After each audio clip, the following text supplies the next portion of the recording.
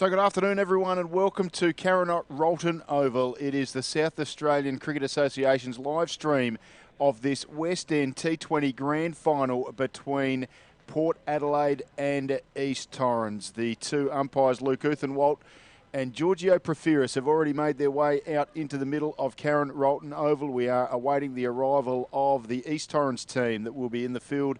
First of all, their captain, Jake Lehman, about to lead them out onto the ground after Port Adelaide won the toss and elected to bat first here. We've had an incredible couple of semi-finals that were played out over the course of a little bit earlier this afternoon. It was Port Adelaide who got through after defeating Adelaide by 4 wickets on Park 25. It was Richard Carter who led the way for the Magpies with 3 for 27. And Damon Kerr, 55 off 39 balls. That got them through to the grand final. They meet East Torrens after an absolute sensation here on Rolton Oval in the semi-final, where they took on Glenelg. They needed 3 runs to win with just 1 wicket in hand on the final ball. East Torrens, and Damon Kerr, something of a hero, managed to scramble through for 2. The throw came in, hit the stumps, and they ran an overthrow. So what would have been a super over ended up being an outrageous 1-run, 1-wicket victory to East Torrens, which puts them into this grand final this afternoon. So what a fantastic game we have ahead of us. It'll be East Torrens in the field. The Port Adelaide batters have made their way out to the crease, and this is going to be one particularly exciting game of cricket. Looks like taking the new ball for East Torrens will be Joel Size, the big number 6. So looking forward to seeing how he performs.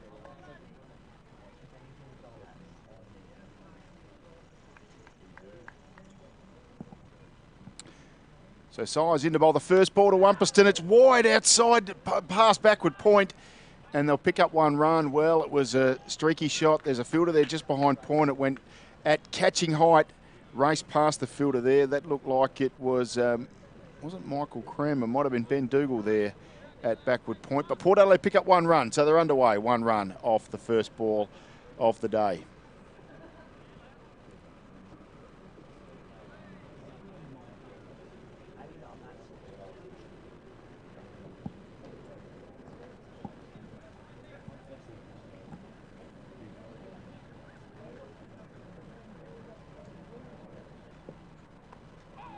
So nice full ball from Size, just jammed down into the offside. No addition to the score.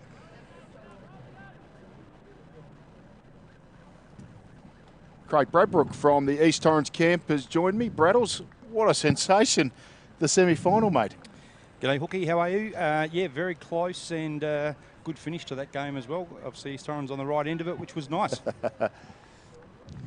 So Size is bowling from the southern end of Rolton Oval. What a beautiful ground it is. And this is taken off the pad. They'll pick up a leg by. Throw to the bowler's end. 1 run. Bit of emergency services action in the background. Braddles.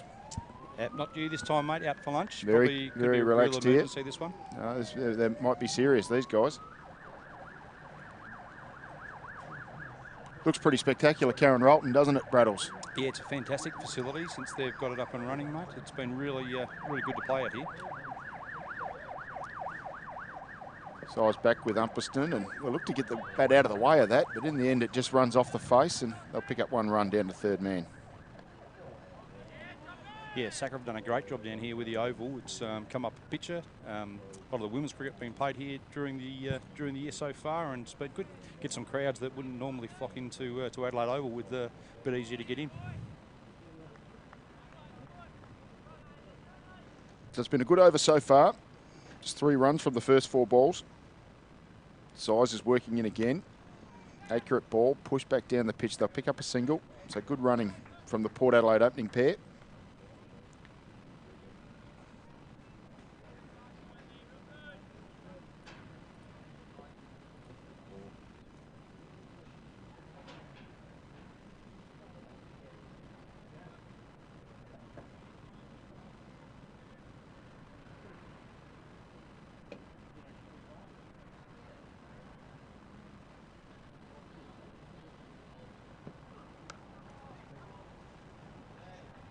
So Umperston will pick up another single, straight down the wicket. So accurate bowling from Size. Nice line there. That's the end of the first over. And Port Adelaide, no wicket for 5 at the end of the first over. Always a handy start, mate. You don't like to see the first over going for 15-20. Tends to put a bit of pressure on. Yeah, there's been some good totals set throughout this whole tournament. 160, 170 appears to be about par at the moment, and out here at Karen Rolton, the outfield's lightning as well. So I think Port will be looking to post somewhere around that 160, 170 mark, I would think. Looks like Tate Robins to take the pill for the second over of the innings. Yep, definitely Tate. He's a little bit of injury trouble during the week, but came back on Friday night and helped East Torrens with a win against T20 and is reasonably performed in the semi-final and be looking for a good performance here. Got you got you through to the final, but gee, a lot of cricket to play. T20 game Friday night, back into the 2 days yesterday and back-to-back T20s today. Yeah, it is a lot of cricket, Ben, but I think it's a good format, to be honest. The A's have played a lot of cricket on the Friday night. I think they've played 3 or 4 Friday night games. Boys like that?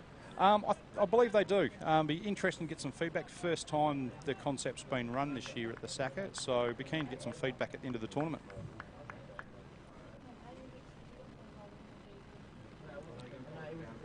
So it's Robins bowling to the stand-in captain, Umperston, who's pulled this, and it's gone pretty much over the keeper's head, and it'll run for 4. So 4 runs off the first ball from Robins. It was a pull shot from Umperston. It wasn't particularly short. It took the top edge of the bat, went over the keeper's head, and 4 runs onto the Port Adelaide total. So they move to no wicket for 9, 7 balls into this innings. Yeah, so the big story out of the Port Adelaide camp is that Nick Benton, their captain and star all-rounder, out of this game with a knee injury. So he is going to be a big loss for the Magpies. Robins in again, short, good bouncer. This one just sways out of the way. Umperston got out the way of it, thought about pulling out the pull shot again for a second time, but after a bit of a false stroke first ball, decided this was perhaps more appropriate to save himself for another day. Tate bowls with good pace. He's really improved his pace over the last couple of years. As he's growing into his body and getting stronger, really starting to generate some nice speed through the crease.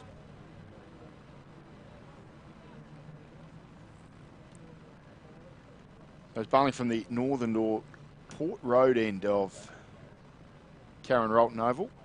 He's bowling to Austin Umperston, and this one's short, and this one's pulled away, and it's a catching chance. It's just short of the man down there at fine leg, and they'll pick up 1 run. So aggressive batting, aggressive bowling too. Been pretty much in his own half, all 3 balls there, Robins. Umperston with a streaky 4 and an elevated pull shot. Picks up 1 more run. Total moves to no wicket for 10. Be a good little challenge this one too, Tate, to Cooper with that short boundary to the leg side. So it'll be interesting to see how this goes. We are playing on the easternmost wicket of the ground. So for those of you young enough to remember the Heaven nightclub and the Newmarket Hotel, very close to that venue. This one's short and pulled down to long on. It wasn't particularly short, but he was on the back foot, Cooper. And there's a man out there covering the long on boundary in front of the new Royal Adelaide Hospital. They pick up 1 run. So total moves on to no wicket for 11. You'll have to explain that one to me, Ben. I'm not sure where that nightclub is you're talking about. I'm assuming it's just over up the hill there. So. Wasn't around in the mid-50s, Braddles. Touche. Robins at the top of his mark. He's running in now past umpire Profero. This one's cut. They'll pick up 1 run. Throw came in, but it was always pretty safe. Cooper made his ground at the striker's end, so it's Umperston who picks up another single. The total moves to no wicket for 12. So new format with the competition this year, Braddles. A lot of one-day cricket early, a section of two-day cricket, a big block of T20s before you finish off the season with the two-day competition. I guess mirroring the way domestic cricket works in Australia. What's been the take of it from players and club with regard to the way that structure is? We'll pick that up after this ball from Robins, who bowls to Cooper, and it was short. There's no third man. He cut it away. There's a fielder there at short third man. It got to him on the bounce. He was diving away to his right, couldn't get a hand on it, and down to the boundary for 4. So handy over that one for Port Adelaide. They pick up 10 runs from it, I think, maybe 11 runs from it, I think it was, and takes the total out to no wicket for 16 at the end of the first over. So, Braddles, I'll took so long asking that question, you never got a chance to answer it, but what do you thought of the new structure of the competition? Yeah, I quite like it. Again, be really one of the things that we've tried to do over the last couple of years is get some feedback from the players on how they feel about the competition.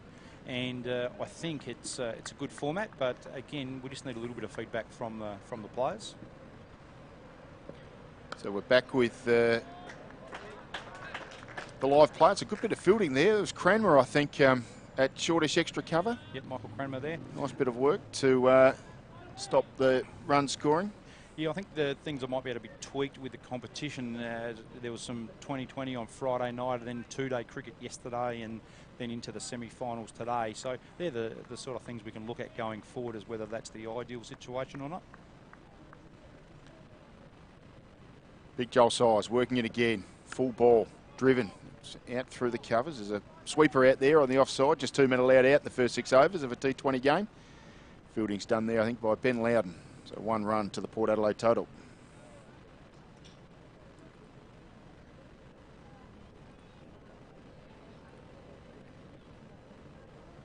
Be interesting feedback with that 2020 competition with through the lower grades, the B, C and D grade, sorry, second, third and fourth grade, on how they feel about it as well. Sizes with Cooper is looking to work this into the offside. Didn't beat the 2 fairly square fielders there in the point region. So we're no wicket for 17. We're about halfway through the third over. It's Ben Hook in commentary. We're chatting to Craig Bradbrook, of course, wonderful player for East Torrens.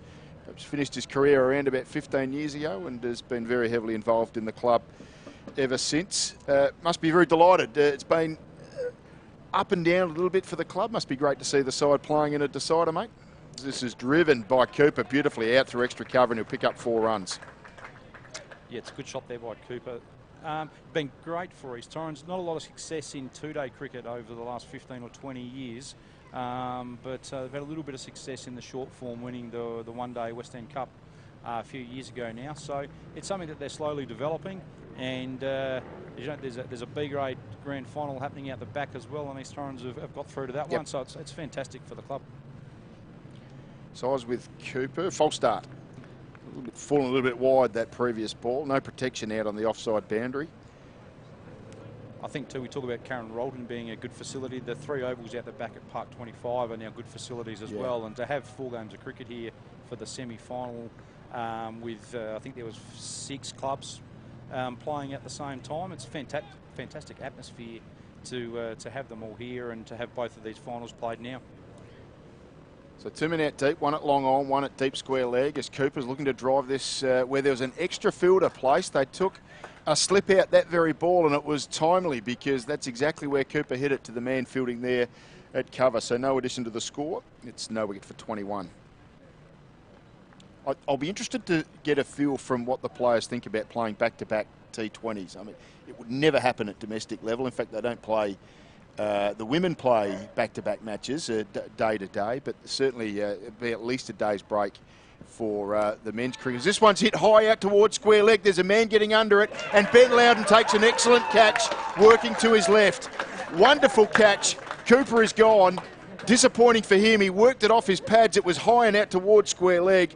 Loudon, who was fielding out at deep square leg, worked hard back into his left and took a very good diving catch. So the first Port Adelaide wicket to fall. It is Ben Cooper who goes And it's a fine piece of work out in the boundary, and Joel Size claims his first wicket. So a good piece of fielding out there, Braddles. Lovely piece of fielding, covered the ground really well. Only a little fella with little legs, mate, but he got around the boundary there and nice safe hands as well. So it's a great little catch by Ben Loudon, and good reward for Joel Size, who's been toiling away well so far in this game. So Cooper goes for 10, and that is a big blow for the East Torrens Reds. The first wicket at the end of the third over. 1 for 21 here at Karen Rolton Oval.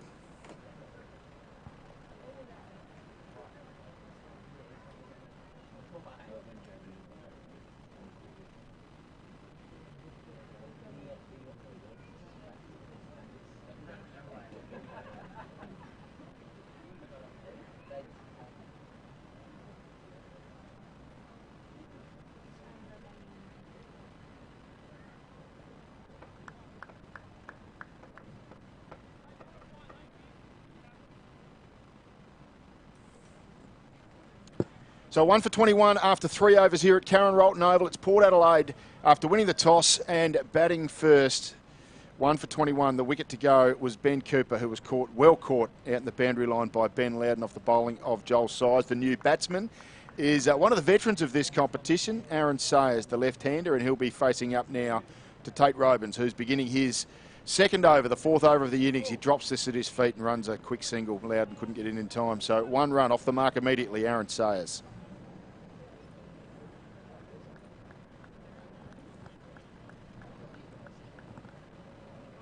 It's a handy wicket there for East Torrens. Ben Cooper's been in good form for Port Adelaide and posed a big danger, especially with some of his big hits on that short and eastern side boundary too. Could have really set a big total for Port Adelaide.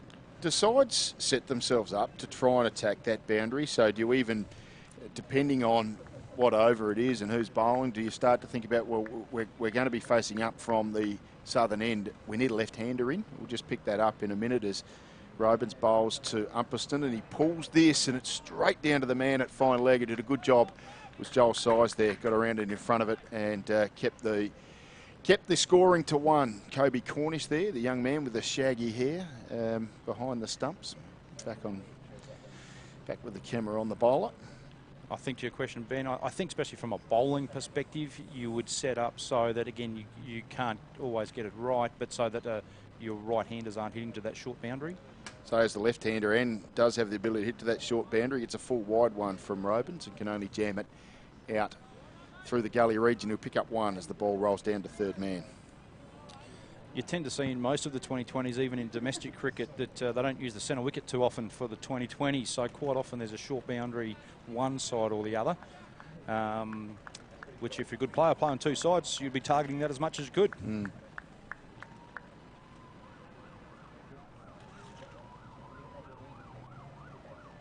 So Robin's shorter one pulled. This is hard out towards deep backward square leg. That's where the protection is for Robins. So as much as it looks like probably a little bit short of what's an ideal length, he's got the field set appropriately for that. And even though his first over did go for 11, it's 4 balls into this over now, and he's only gone for 4 singles. You do find, especially early with no protection out, the quicker bowlers can go for a few if they miss their lines a little bit. A couple of brothers in your team, Braddles. We'll talk about those guys in a minute. This is another full ball that's cut and actually got an under edge, and it was the man there at first slip who dived away to his left and did the fielding. Talking of brothers, that was Luke, the skipper, and Luke Robin. So it's one of the sets of brothers out there today, both Luke and Tate. Luke will have a big part to play in this game, both with bat and ball as the game unfolds. And you've got a couple of King boys, one of them the 12th man today, Ryan and Dylan King. Yep, both Loberthal boys that have been down at the club since junior days. Robin's in again, bowling to Sayers. Taken on the pad, big appeal. Umpire had a little think about it. It was one of those ones that ran to gully. I always reckon you look a bit guilty when they head towards third slip and gully. There's a leg by. So pretty good over that one from Tate Robins. After the wicket on the previous ball from the bowling of Size, that was an excellent over, just 4 from it plus the leg by. So after 4 overs, it is Port Adelaide who are 1 for 26. Yeah, from our vantage point here at deep cover, Ben, looked very close to me, that one there, but I'm sure the umpire got it right. if we got a chance, we may pick up a replay of that very shortly. Here we are. We just missed it there. And we got through for one leg by. So 1 for 26 at the end of 4 overs. 2 overs left of the power play. And Joel Size to continue from the southern end. So done a good job so far. 1 for 10 from his 2 overs.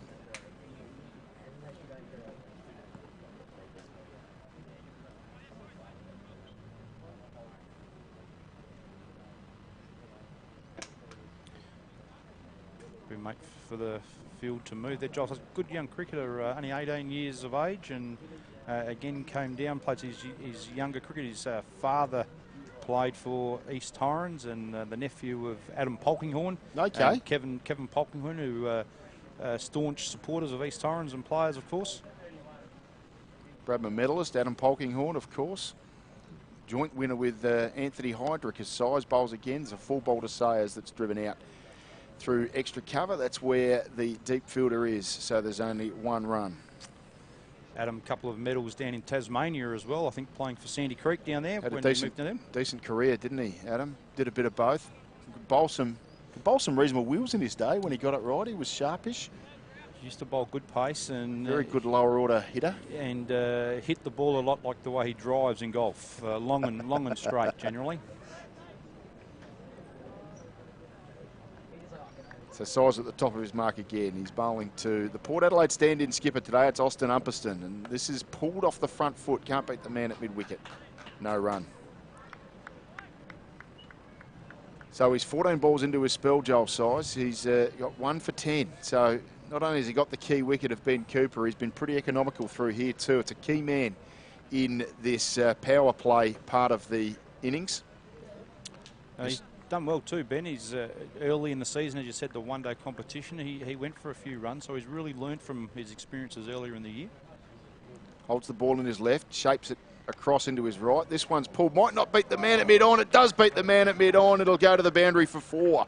Well, it was a close run thing. It was a pull shot off the front foot from Umperston. The man at mid-on looked like he was in the game. We'll see the replay again here. As the camera pans out, you can see he just got the right juke outstretched, couldn't get a finger to it, and it trickled over the boundary for 4 runs. So the fielder out there, looks like that was the skipper, Jake Lehman, was it? Jake Lehman down there, he just couldn't quite get back far enough and just missed over the top of his outstretched right hand. Well, we know his old man wouldn't have got to it, so... no, he just would have turned around and picked it up out of the fence. He's going to pick it up out of the pickets. It would have just worked. That's one more boundary I've got to hit in about an hour's time. Mind you, Jake's not too bad with that either. Size will come in and bowl again to Umperston, and this one's hit out of a mid-wicket for 6. No doubt about that. It is a big 6-2. It's a short boundary over there, but it's well up onto the hill. Lovely shot from Austin Umperston. 6 runs, and we were just talking about the economy rate of Joel Size, and suddenly he's gone boundary and a maximum, and they've just started to brought this power play back to about level, you'd think, Port Adelaide. Yeah, I think so. You mentioned the Newmarket Hotel there before. You could have got me a lemonade and raspberries as you went up and collected that ball. Nearly in the front bar, that one. So good hitting from Umperston. Streaky boundary, but that was a very, very clean hit 6. So the total moves out to 1 for 37 here at Karen Rolton Oval. Got 8 balls left of the all-important power play. Umperston hitting to the short boundary on the leg side. Size is with him again. It's a full ball and very well bowled. Fields in his follow through. Nice job there. Good reply from Size. Always tough bowling with a hard cricket ball, trying to bowl at reasonable pace, and when the right-hander's got the short boundary out behind him, hitting to the leg side, there's very little margin for error. So we're 1 for 37 here. The final ball of Joel Size's 3rd over. Done a good job, bowled all 3 possible overs of the power play. This one's wide and a little bit short. It was pulled hard by Umperston out to the boundary for 4. So disappointing finish for Joel Size. He goes for 14 from the last 4 balls of that over. He'd done such a good job in the meantime. But that is the end of his over. It's the end of the 5th over of the innings. And Port Adelaide are 1 for 41 after 5. You're talking about that short boundary before, Ben, and you can see the Umperston really targeted that short boundary in those last 3 balls. And you've only got to lay a little bit of bat on them, and they're going to comfortably get for 4. And as the second last one, nice bit of willow on it and really disappeared over the fence.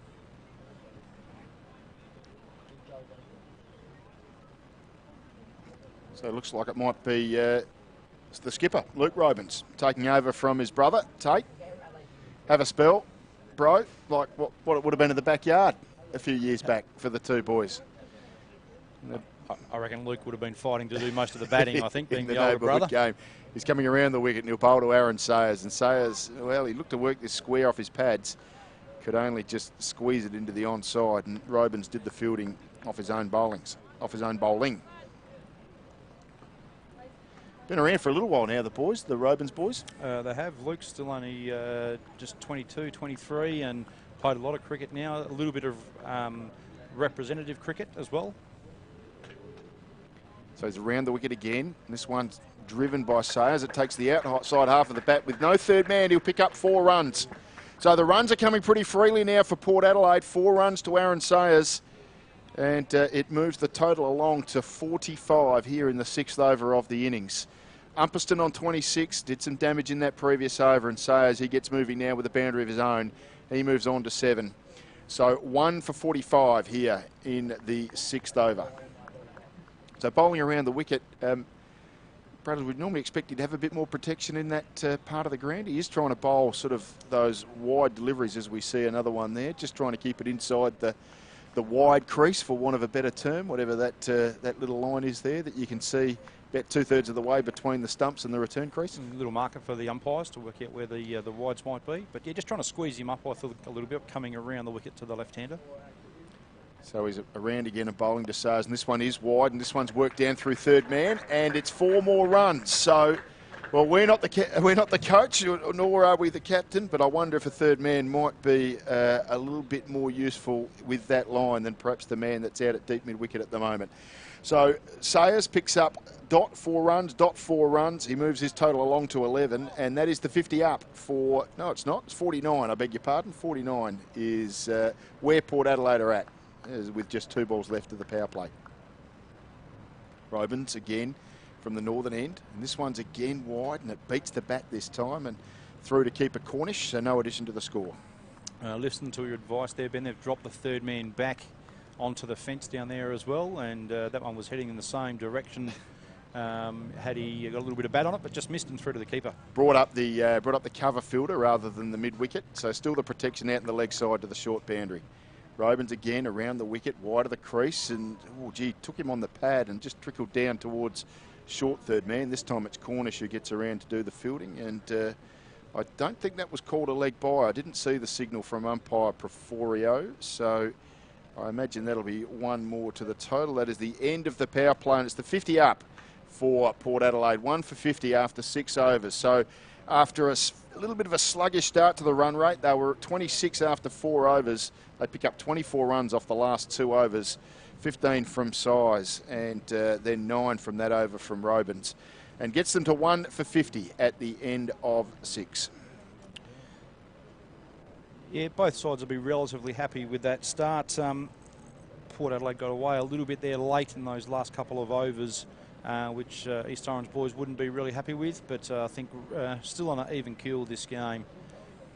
Bowling change at the southern end with Daniel Lee coming into the attack, and Daniel was the successful off the last ball in the semi-final to get the 3 runs to sneak East Torrens home by 1 run off the last ball and 9 wickets down. So very nerve-wracking, but a good win there to East Torrens. Not good for my heart, men, but a good result nevertheless. Ran a 3 in a final ball, Bradle, so he must be extremely fast through the wickets. A bit like yourself, is what I'm told. He bowls around the wicket, and this ball is to Cooper, and it's pulled, but can't beat the man at short, fine leg, so there's no addition to the score.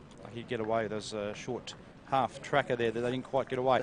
Daniel's top speed, no, not right up Not there elite. with Carl Lewis and Ben Johnson, but did enough to get over the line, which is the important part. If there was going to be a 3-all run, you wouldn't have had Daniel Lee, the top of your men, to send out in that scenario. This one's cut, and this will be run. So Sayers just got it fine of the man at short third man, and that races away down towards the New Royal Adelaide Hospital here in front of Karen Rolton Oval, and they pick up 4 runs. So wide of the crease from Lee, just little sort of medium paces. It just got enough pace on the bat, though, for Aaron Sayers to do enough, and it got all the way down to the boundary for 4. So good batting from Sayers. He's after just a couple of dot balls, he's picked up his scoring pretty quickly here. He has moved on to, well, I think he's on 13, and the total is 1 for 54. He turns this behind square. He'll pick up just the 1 as the fielder comes running up. Benny Dougal, I think that might have been. Cranmer Michael down there. Cranmer, was it? I think they both might be in the number 4 jumper, making it a little bit confusing doesn't for you, help me, Ben. does it? No, Michael's down there at fine leg. You'll work it out shortly, but Michael right-handed, Ben left-handed, but Yep. yes, both in the number 4 shirt today. I went for the number and was found out. Easy mistake to make. You would think they would wear different numbers, but there's obviously a reason for that. So Lee at the top of his mark. He's now going to bowl to the Port Adelaide skipper, Austin Umperston. He's over the wicket, and this is a full ball and just squeezed between bat and pad out towards cover, and there's no run. Been a little bit of a change of tactic with Lee. Previously, one-day cricket and 20s opened the bowling as he does in the 2-day cricket, but he's now become more of your middle overs bowler, and it's worked really well for him with a little bit more protection out on the boundary. He's not super fast at all. Is he the sort that swings the ball around a bit with the red ball? As this one's full and driven out towards extra cover, they'll pick up 1 run.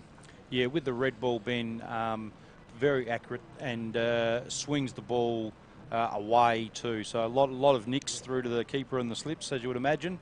Very hard to get away in 2-day cricket when he can control the game a little bit more and use the swing to his advantage. And I think he's just starting to learn now how to bowl with the white ball as well. Round the wicket now to the left-handed Sayers, and just works this into the onside. Can't beat the fielder there, which was Robins, and that's the end of the over. So pretty good over there from Lee, the 7th over of the innings, just 7 on it, 7 from it. 6 from it, I beg your pardon, and the total here at Karen Rolton Oval in the final is 1 for 56.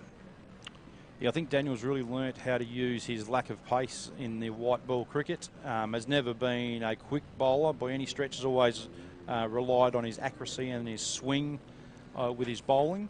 But as the norm is these days in all forms of white ball cricket, really taking the pace off of the ball, which makes it difficult to score.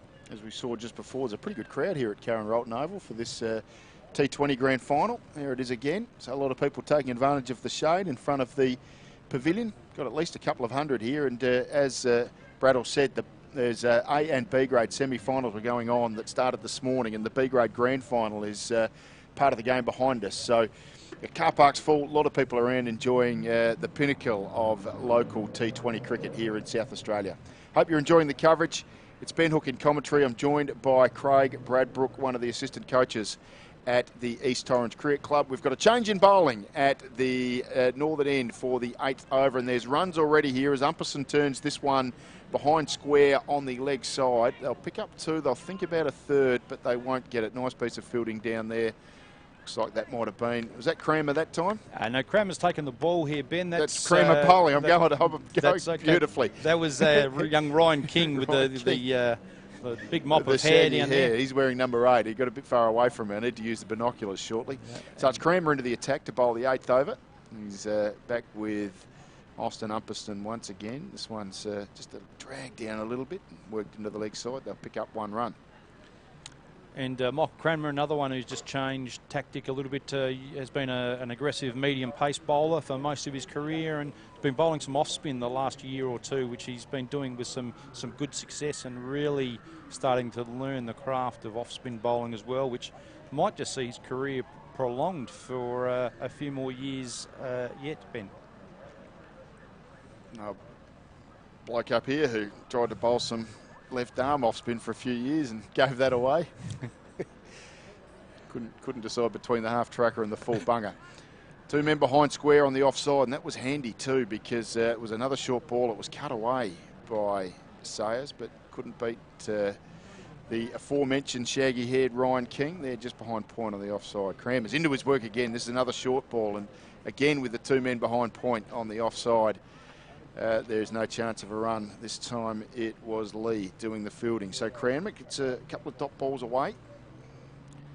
This one's short, and this one's worked fine on the offside. And there's a bit of a chase on here now as Daniel Lee scrapes the ball back up for King, but they're going to pick up 3 runs. So nice piece of running, good piece of batting as well. We've seen Cranmer's probably just been a little bit on the short side, a little bit outside off stump, and took him a couple of balls, did Aaron Sayers, but eventually worked out where he could find the gap and picks up 3 runs. So 6 runs now off this over so far. There's 1 ball remaining as Austin Upperson confirms with umpire Preforio. He's over the wicket. Cranmer bowling to the right hand. This is well bowled and just pushed gently into the offside. They'll pick up 1 run. So the end of the over, 7 from it. It's 1 for 63 here at Karen Rolton Oval. And Braddles, 8 overs now. Got the wicket in the 3rd over, but this partnership's starting to look a little bit ominous. It's realised, it's realised 42. So probably just need to find a breakthrough. Yeah, I think a wicket's required for the East Torrens boys. Port Adelaide got a good batting line-up still to come with Dilly and Chatto amongst a few others too. So we don't want them to be able to free their arms too much with not too many overs to go towards the end. So a wicket would be real handy here. And as we know, a wicket will always slow the run rate down a little bit as we go forward. So be a handy one here if Daniel Lee could just maybe sneak a little wicket here. Just weasel one out. He's bowling to Umperson, who's driving this hard and slightly elevated and back past the bowler and all the way to the boundary for 4. Absolutely smoked from Austin Umperston. He hit that really hard, swung through the line. It was probably just to the leg side of where the umpire was. Yeah, the umpire Uthenwald having to duck there, and that raced out to the boundary back behind the bowler for 4 runs. So lovely shot from Austin Umperston, and another 4 to the total, which moves to 1 for 67. Pick up another run here as he drives out towards a traditional long-on position. Umperston hitting very straight those last 2, and not too many fielders generally back behind the side screen and over the umpire's head, so good place to hit them. Yep, you've only got 11 out there. Correct. Can't have them everywhere. But he's striking the ball lovely at the moment, timing it very well. He's moved on to 36, Umperston. Sayers, who is on strike now, is on 20. And the total is 1 for 68. In the 9th over, Lee around the wicket. Bowls to the left-handed Sayers. This is well directed. They'll pick up 1. They'll think about 2. They're coming through for 2, and this will be close with a good throw. Made it pretty comfortably in the end, Aaron Sayers. Good piece of running. Got it behind square on the leg side. There's a man at fine leg and another one sort of just in front of square out in the deep on the leg side. It was just perfectly weighted between them both, and they scampered through for a 2nd run. Yeah, Ben Loudon out there on the boundary again, and as we normally see, direct hit would have made it very interesting and close, but once the ball bounces on those other wickets, it just slows up a fraction on the way through to the keeper. Just got to find that happy medium there, Loudon, because he's out this side of the ground, which is the deep boundaries. This one's driven by Sayers into the covers. Can't beat the man at short extra cover. But as much as you always know you've got to be right on the boundary line when you're on the short side of the ground, on the heavy side of the ground, you can see, can't see it on camera at the moment, but Ben Loudon, who is out in front of the pavilion here, he's probably fielding 10 to 12 metres off the boundary line as Lee runs and bowls again, and this is driven hard, straight of mid-off and out to the boundary for 4 runs. So lovely strike from Aaron Sayers. He's doing some damage. He's finding the boundary at regular occasions, and that's another 4 to the total. And Port Adelaide, they're chugging along nicely now. They move to 1 for 74. East Torrens just need to try and pull it back a little bit here, Ben. Port Adelaide just getting a little bit away from them at the moment.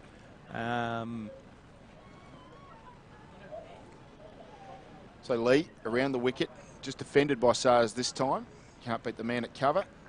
And Daniel Lee will collect his cap from umpire Uthenwald after an over that realised 11 runs. So another good one for Port Adelaide. 11 runs from that over. He has figures of 2 overs, no wicket for 17. And the total here, 1 for 74 after 9 overs. So Port Adelaide starting to amass a total that's beginning to look ominous. You can see the scoreboard there. Austin Umperston, the skipper, on 36 not out, and Aaron Sayers on 26 not out, just the 2 extras. And the bowling figures there for Daniel Lee and Michael Cranmer, who is going to resume from the Royal Adelaide Hospital end of Karen Rolton Oval. You can see the beautiful trees there in the background of the ground. They've done a wonderful job here at Karen Rolton Oval as Crammer is in again and bowling. And this one's nicely pitched up and did a good job to get around to his left and prevent any chance of a run. So nicely thrown up. He was perhaps just a little bit short of a length in his first over, but well flighted. The Michael Crammer, who, as Craig Bradbrook has told us, traditionally would bowl medium pace, but has tried his hand with some off spinners, and this is well bowled as well. Nicely flighted and thrown up, and can't beat the man at short, straight mid-wicket. Bowling a bit of length this over, Ben. He's up again, and this ball's turned into the leg side. They'll pick up one run. Umperston off strike, Sayers on strike. As you said earlier, just a little bit short in that first over. Gave too many options to the batter, but this first 3 balls of the over, he's been a lot fuller and a little bit more difficult for the batter to get away. So he's operating now with 4 fielders on the leg side, all on the boundary, and 4 fielders on the offside, all in the infield, plus a long off. So well bowled there.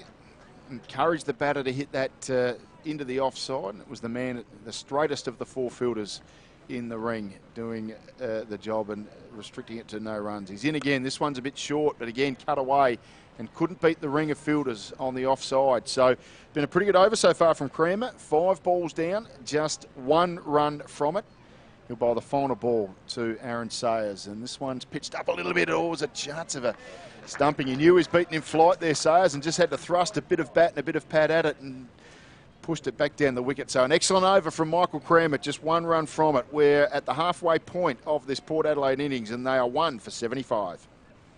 That was a wonderful oval there by Crammer. Port Adelaide just starting to get away from East Torrens, and one that just dragged it back a little bit, which was a very good over indeed.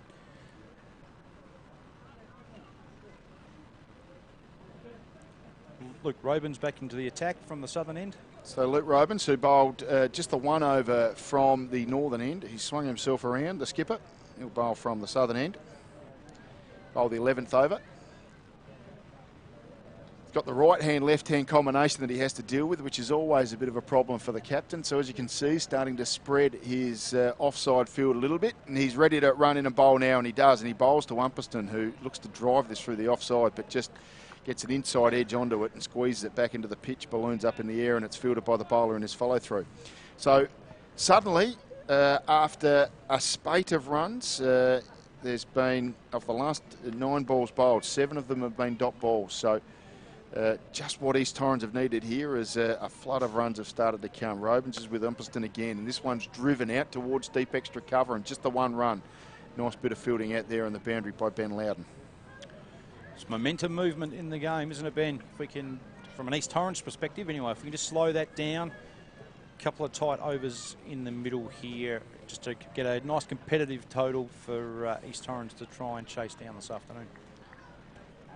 So Sayers not out on 26. He's facing Robins, who's coming around the wicket. This one's wide outside the off stump and full, and they'll look to pick up 1 run, and they'll make their way through. Chance of an overthrow here, and they'll get it.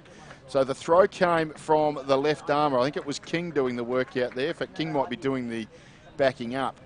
It was a left-hand throw that came into the bowler's end stumps, and no one could back it up in time. It was only the man way out at long on who could get around to it, but he couldn't prevent the second run. Yeah, Dougal at point had a shy at the bowler's end. Dougal. Robinson again's bowling wide of the crease, and this one's short and it's pulled and it's in the air. It's in the gap though. There's at least 1 run here. Nice piece of fielding to keep it to 1. What an excellent job that was. I think that was that Tate Robins, that was the Tate skipper. Robins looking after no, not the skipper, the skipper's brother, looking after his brother. Looking after his brother there. Nice piece of work. Restricts it to 1. Had to charge it, picked it up on the second bounce, pretty much on a half volley, and rifled it back in to keep it Cornish. So 4 runs off the first 4 balls of this over. Trying to protect the boundaries here because they've been coming fairly regularly in the previous few overs. The bowls around the wicket to the right-handed Umperston this time, who squeezes down on a full pitch ball and picks up 1 run just short of point.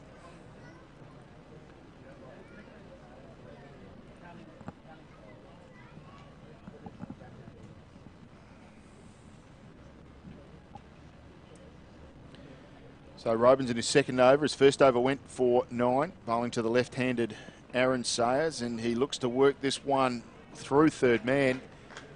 And they pick up one run. It was well fielded down there. Diving away to his right was Dougal, I think it was. And that's the end of the over. So pretty good over from Luke Robins. Just the 6 runs coming off it. So it's 1 for 81, Port Adelaide, after 11 overs. And for any of those East Torrens fans watching the stream here, an update on the B-grade game out the back. East Torrens taking on Kensington. East Torrens in the field out there. Kensington currently 4 for 90 with 6 overs to go. So again, an evenly placed game out the back as well on Park 25, number 2. There you have it. We are full of information here at Karen Rolton Oval. 1 for 81 in the main game, the West End T20 SACA first grade grand final. It's Upperston on 38 and Sayers on 30. This partnership now is precisely 60, so it's been a pretty handy one for Port Adelaide. As this is a full ball that Sayers just works into the offside. He'll pick up 1 run. Obviously a couple of old cricketers here, Ben, but the use of the Yorker in this form of cricket doesn't get enough credence, I would have thought. Yeah. Always found it difficult to hit a Yorker for 6 Yes. back in the day. So you'd think there'd be a little bit more of that. I know games changed a little bit in the last 10 or 15 years, but a pretty good ball to bowl, I would have thought. It was a fair few balls in your time that you didn't have too much trouble with, but yeah, the Yorker was one of the few that you failed to rifle away to the boundary at Campbelltown over there. As this one's driven elegantly by Umperston, and that's 4 runs. What an amazing shot that is. Absolutely class. There's a fielder at mid-off who did not move. It rifled straight past him, and all the man at long on could do was just pick it out of the pickets. What a wonderful shot that was. Cleared the left leg a little bit, rifled it straight down the ground, just to the offside of the bowler, and that crashed into the pickets. Lovely batting, from Austin Upperston, who moves his total along to 42, and the total is 1 for 85. 1 for 86, I beg your pardon. That ball just takes him on the pad, and they'll pick up what I suspect will be a leg by. No, umpire's happy that there was a little bit of bat on that one as well. So lovely batting from Umperston. That off drive, that's just classic off drive, wasn't it? Good body position, good weight, and just a nice flow of the bat through to the mid-off boundary. Nothing unorthodox about that shot at all. So it's Robins in again from, oh, this one's pulled hard and there's no one out there, and that's up onto the man for 6. So a wonderful shot from Aaron Sayers. It wasn't particularly short, but he rocked onto the back foot quickly and just launched this out over straightish mid-wicket and over the pickets for 6 runs. So well hit. A little bit off balance. The right foot had to catch up after he'd swung extremely hard at that ball, but that was going nowhere but out of the ground for 6 runs. So another boundary to Port Adelaide, and after just a temporary lull, they have regained the momentum here, and the total moves on to 93. Stays over his bat again. He's waiting for Robins, who's with him now. This one's a bit fuller. It's a slower ball, and it fooled the batter, who allowed it to pass through. I think he was hoping for a wide. Didn't look like a wide. Certainly looked inside the sort of the marker line for wides that is painted out for the umpires. So a classy piece of bowling there from Robins, and he needed to find a dot ball too. This over already going for 12 so far. Really needs to close this one out right now. So he's bowling right arm over the wicket to the left-handed Sayers. This one's short, and this one's pulled, and this one's out of the ground as well. So a wonderful shot from Aaron Sayers. Rocked onto the back foot, picked up the length quickly, and this was a really classy, perfect cricket shot. The previous ball was a bit of a sort of a sloggy launch, but this was just a wonderful pull shot. Hit it hard and flat, out over the square leg boundary, and picks up 6 more runs. And Port Adelaide rollicking along here. They've picked up good runs off that, over 17 from it. So it moves the total to 1 for 98. Again, Ben, that's where I reckon the Yorker might have come into play there. Sayers has shown that he hits that shorter ball really, really well. And that hook shot, or pull shot, was as clean as what you could hit it. So maybe a little change of tactic, maybe a little bit fuller. 18 from that over, I beg your pardon. So it's 1 for 99 here after 12 overs. And it looks like we've got a change in bowling. Tell us about who's coming to the attack, Braddles. Yeah, Ryan King coming to bowl his leg spinners. Again, a young cricketer that's been the under-19 South Australian side at the moment, a promising left-handed batsman. We spoke about both Jake and Darren Lehman earlier. Don't want to put too much pressure on him, but plays in a very similar aggressive mode to both of those players, and has been developing his leg spin bowling as he's been going along as well. Very successful in the recent under-17 championships played over the last couple of weeks with his leg spin. And from an East Torrens perspective, hopefully it comes off today. So he's bowling his first ball that's pulled down a little bit, but it wasn't particularly well hit. It was hit out to mid-wicket, straight to the man who spilled the chance. So plenty happening in the first ball from young King. It was a shortish delivery. It was poorly hit by Umperston. The fielder out there at deep sort of forward square leg got to it, got hands to it, went to ground as it sort of landed in his lap, really. It wasn't a fantastic effort, and it hits the dirt. So disappointment for East Torrens, a chance for Umperston. 1 run goes to the total. They move to, that is the 100 for Port Adelaide. 1 for 100 as Sayers turns this one behind square, in front of square on the leg side, and he'll pick up 1 more run. Gee, unfortunate, Braddles. That would have been a handy one. Yeah, Umperston's been playing beautifully today, so that would have been a handy wicket up from what was a little bit of a loosener from King, and hit straight down to mid-wicket with Joel Sayers out there on the fence, and just didn't quite get his feet in the right position underneath the ball there, I think, and probably copped it in the breadbasket. Always a bit of pressure when you know how important they are, as this ball from King is very full, and Umperston looked to drive it, didn't get bad on it, and through to keeper Cornish. So it's been a good over so far. What could have been so much better too for the young leggy Ryan King. He's in again at bowling to Umperston.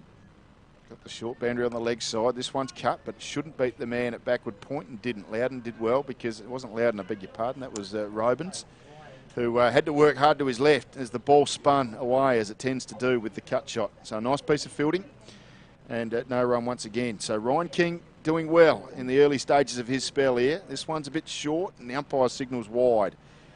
Was just a little bit too far outside the off stump that time.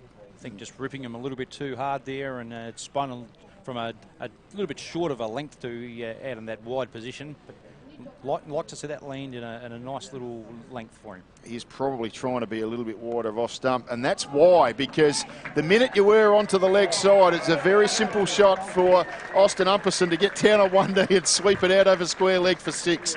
So you could see what young Ryan King was doing. He was trying to be a little bit wide of off stump to make that difficult to reach the short boundary. Called for a wide. This time he angles one into leg stump, and he goes the distance as a result. So 6 more runs to Austin Umperston, who brings up his 50. Wonderful batting from him. He's over his bat again. He looks to cut this into the offside. Won't beat Robins at backward point. The end of the over for young King, who did pretty much everything right except just 1 ball going for 6, which had, as you would expect, that slightly adverse effect on his figures. The over goes for 9 runs, and Port Adelaide are 1 for 108. Might be a little bit harsh by me, Ben, but a gentleman sitting up in the deck chair enjoying a beverage this afternoon. Maybe we needed him feeding it deep mid-wicket on the first ball of the over. Took a lovely catch there. Looks like, I think it's looked like a West End in his hand that I could see, and didn't spill a drop. Took the beautiful catch there about 15 rows back under the shade of the tree. Needed him fielding inside the rope for us. Under a little bit less pressure than young Size, you'd suspect, who unfortunately was in the field of play when he couldn't hold his catch. It's Cranmer back into the attack. He's bowling right arm around the wicket to the left-handed Sayers, who looked to play a reverse sweep, and only got fresh air, and it was keeper Cornish who did the work behind the stumps.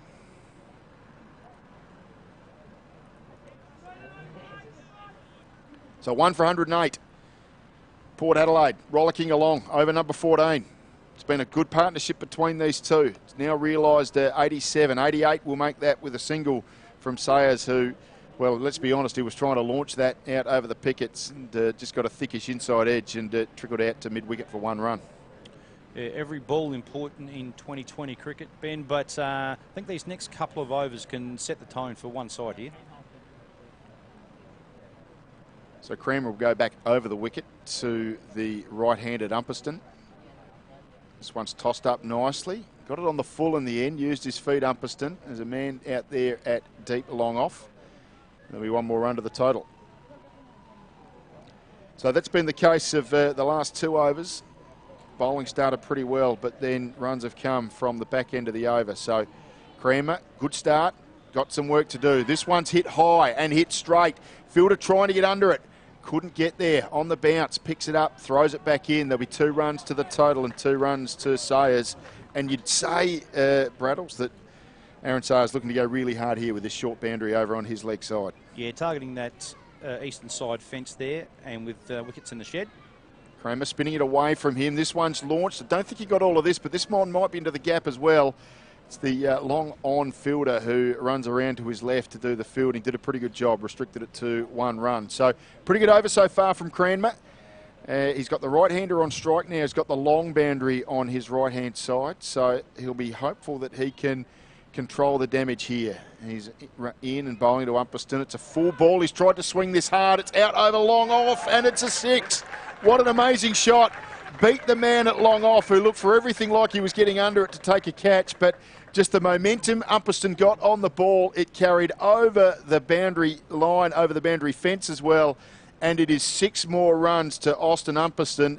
And for the 3rd over straight, the last scoring shot is a 6. So disappointing for East Torrens. They feel like they're just holding sway in this game, and then Port Adelaide managed to find a big boundary late in the over. So there was 11 runs from that over. The total moves to 1 for 119. Umperston's been very impressive today, Ben, and what I like to see is hitting a lot of balls out over the mid-off region. You know, the way these days is to hit them through mid-wicket and hit across the line, but he's really swinging right through the line of the ball, through mid-off. Daniel Lee back into the attack, right arm around the wicket to the left-handed Sayers, who looks to hit this hard through the offside. He really shanked it, only got as far as the man at shortish extra cover, and they scurried through for 1 run. So that moves Sayers on to 49. Umperston's out there on 57. This has been an excellent partnership. It's now a 99-run partnership between these two. Lee comes back over the wicket for the right-handed Umperston. Square leg comes in. Plenty of protection deep on the straight leg side boundary, but it does not matter because that ball has cleared all of the heads out inside the ground at Karen Rolton Oval and ends up into the gum trees out there. It is 6 more runs to Austin Umperston, who was the stand-in captain and is leading from the front in fine style here today. He moves on to 63 and he lifts his team total to 1 for 126, and that is the 100-run partnership between these two. So Braddles, even though you're the opposition camp, mate, these two guys have batted extremely well. They've batted really well. They've turned the strike over when they've needed to, and then really taken advantage of the loose ball as well. 1 for 125 in the 126, I beg your pardon, the 16th over. This was an old-fashioned swing to leg from Umperston. He got an inside edge, and it trickles out behind square on the leg side. He picks up 1 more run. Closest thing Umperston's had to a miss-hit, I think, so far this afternoon. Yeah. A little one through the legs, but he's hit everything really cleanly. And pretty much all orthodox shots as well, which I like to see. Yeah, a lot of beautiful straight hitting. We've seen the field absolutely beaten, even if it was deep, between the long on and long off. This one's turned by Aaron Sayers out towards deep backward square leg. Protection out there, 1 run, and that is 50 to Aaron Sayers. So just 2 overs after Austin Umperston brings up his 50. Aaron Sayers, the number 3 batsman, he's played the perfect innings coming in on the back of the Ben Cooper dismissal. He brings up his 50 and raises his bat to the crowd as well. So both of these blokes now rolling along nicely, both in excess of 50 runs. Lee's with Umperston again, bowling from the southern end. And this is hit high, and it is out of the ground again. What a wonderful shot from Austin Umperston. It's a big, big 6. That went a long way. It went particularly high. It wasn't a great piece of bowling from Lee. Just lost his length there. It was a full toss. It was somewhere between the knee and the thigh, if you like. And no trouble for Austin Umperston with that short boundary to his leg side. Smashes that out of the ground for 6 more runs. So this over starting to look a little bit expensive now with 1 ball remaining, already 15 from it. The ball return, doesn't matter how many fielders you have out there if they're hitting them that far, Braddles. Fielders aren't being required at the moment. It's just a matter of how far they're going to go. Umperston's hitting the ball really cleanly at the moment, and He's standing pretty still at the crease, waiting and picking the length from the bowler and playing the shot to each ball that's bowled without having to anticipate. Yeah, just trusting himself. Whatever he gets, he feels pretty confident he can hit. And this ball is a very, very wide ball and called it wide by umpire Uthenwald. I think that is there at the southern end of Karen Rolton Oval. So another under the total. This over from Daniel Lee is starting to look, well, it's not starting to look, it is looking particularly expensive. 16 runs from it, 1 ball remaining. He's in and bowling to Austin Upperston now, and this one's full and well bowled. There'll be runs here, but it certainly won't be a boundary. They'll pick up 1, and that'll be all they'll pick up. So a very good over for the Port Adelaide Magpies. 17 runs from that over. It moves the total to 1 for 136. Yeah, Port Adelaide look like setting a really good total here for East Torrens to chase. So East Torrens going to have to really pull back over these next couple of overs to try and keep it to a level where the boys can chase them later on in the afternoon. It's been a wonderful knock between these two. It's Sayers on 50, Upperston on 71. Upperston, the opening batter, he's seen the 1 wicket to fall. That was Ben Cooper, who fell for 10 runs. But since then, it's been, well, pretty much all Port Adelaide. Crammer's back into the attack. He's bowling the 16th over of the innings, and he bowls to Upperston, and this one's a chance to be caught. It's out towards the deep part of the boundary. Diving effort. He didn't get all of it, Upperston. They're going to run 2 runs in the end. It looked like it was going to carry out towards the deep part of the ground. Unfortunately, it was more a top edge than anything. Daniel Lee, running around from short, fine leg, tried to take the catch at around about square leg, couldn't get hand to ball, and in the end, they've run 2 runs. So half a chance there for East Torrens, but just could not get hand to ball. And Upperston, he's hit this one in the air as well. It's in the gap. They're probably going to be at 2 more runs. Loudon knocks it down before it gets to the boundary. And it's 2 more to the total, 2 more to Austin Upperston. He moves to 75. Picking the gaps nicely in the outfield at the moment, bigger to this leg side from this northern end bowling, and he's picked the gaps nicely, especially the one that lands in the middle of the 3. As you can see there, the run rate is in excess of 9.13, so looking to set a total around about 190 at the moment, and this is a chance of a run out. Well, it would have been out. It was a good piece of fielding there from Benny Dougal, who got onto his left hand, had a shot at the stumps, just couldn't make connection, and it was Austin Upperston who made his grand, so he picks up 1 more run and moves the total to 1 for 141. Crammer will bowl around the wicket to the left-hander, and we know that Sayers is looking to, well, they'll pick up 1 here. He's looking for that short boundary. It was a well-directed ball from Crammer. It was fast and it was full and it was wide. It was jamming up on the crease line, and all he could do was just squeeze it out behind square on the offside, and they picked up 1 quick single. So it brings Austin Upperston back on strike. He's on 80. 77, I beg your pardon. Nicely flighted ball.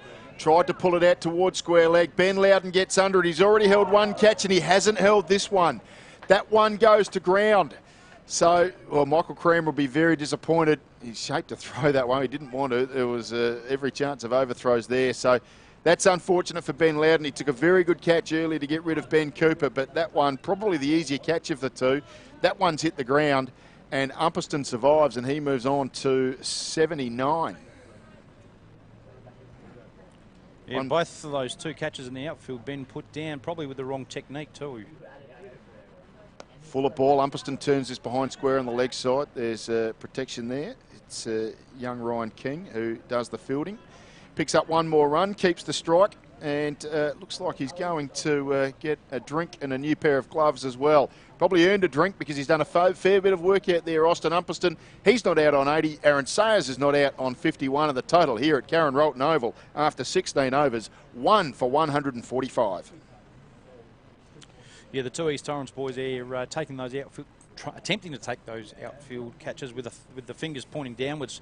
Probably need to get the feet under the ball, fingers up, Ben, I think, on those ones. The way you and I would have caught it was use your extreme pace, get in under the ball and catch it with the fingers pointing up. I wouldn't have been silly enough to get more than 10 or 15 metres from the batter. I didn't find myself out on the boundary too often. You and I maybe in the younger days we might have done that, Ben, which the 2 boys that have unfortunately dropped those catches are. But yeah, a little bit more work, just sitting underneath, nice and balanced under their feet and fingers up might have been a better technique.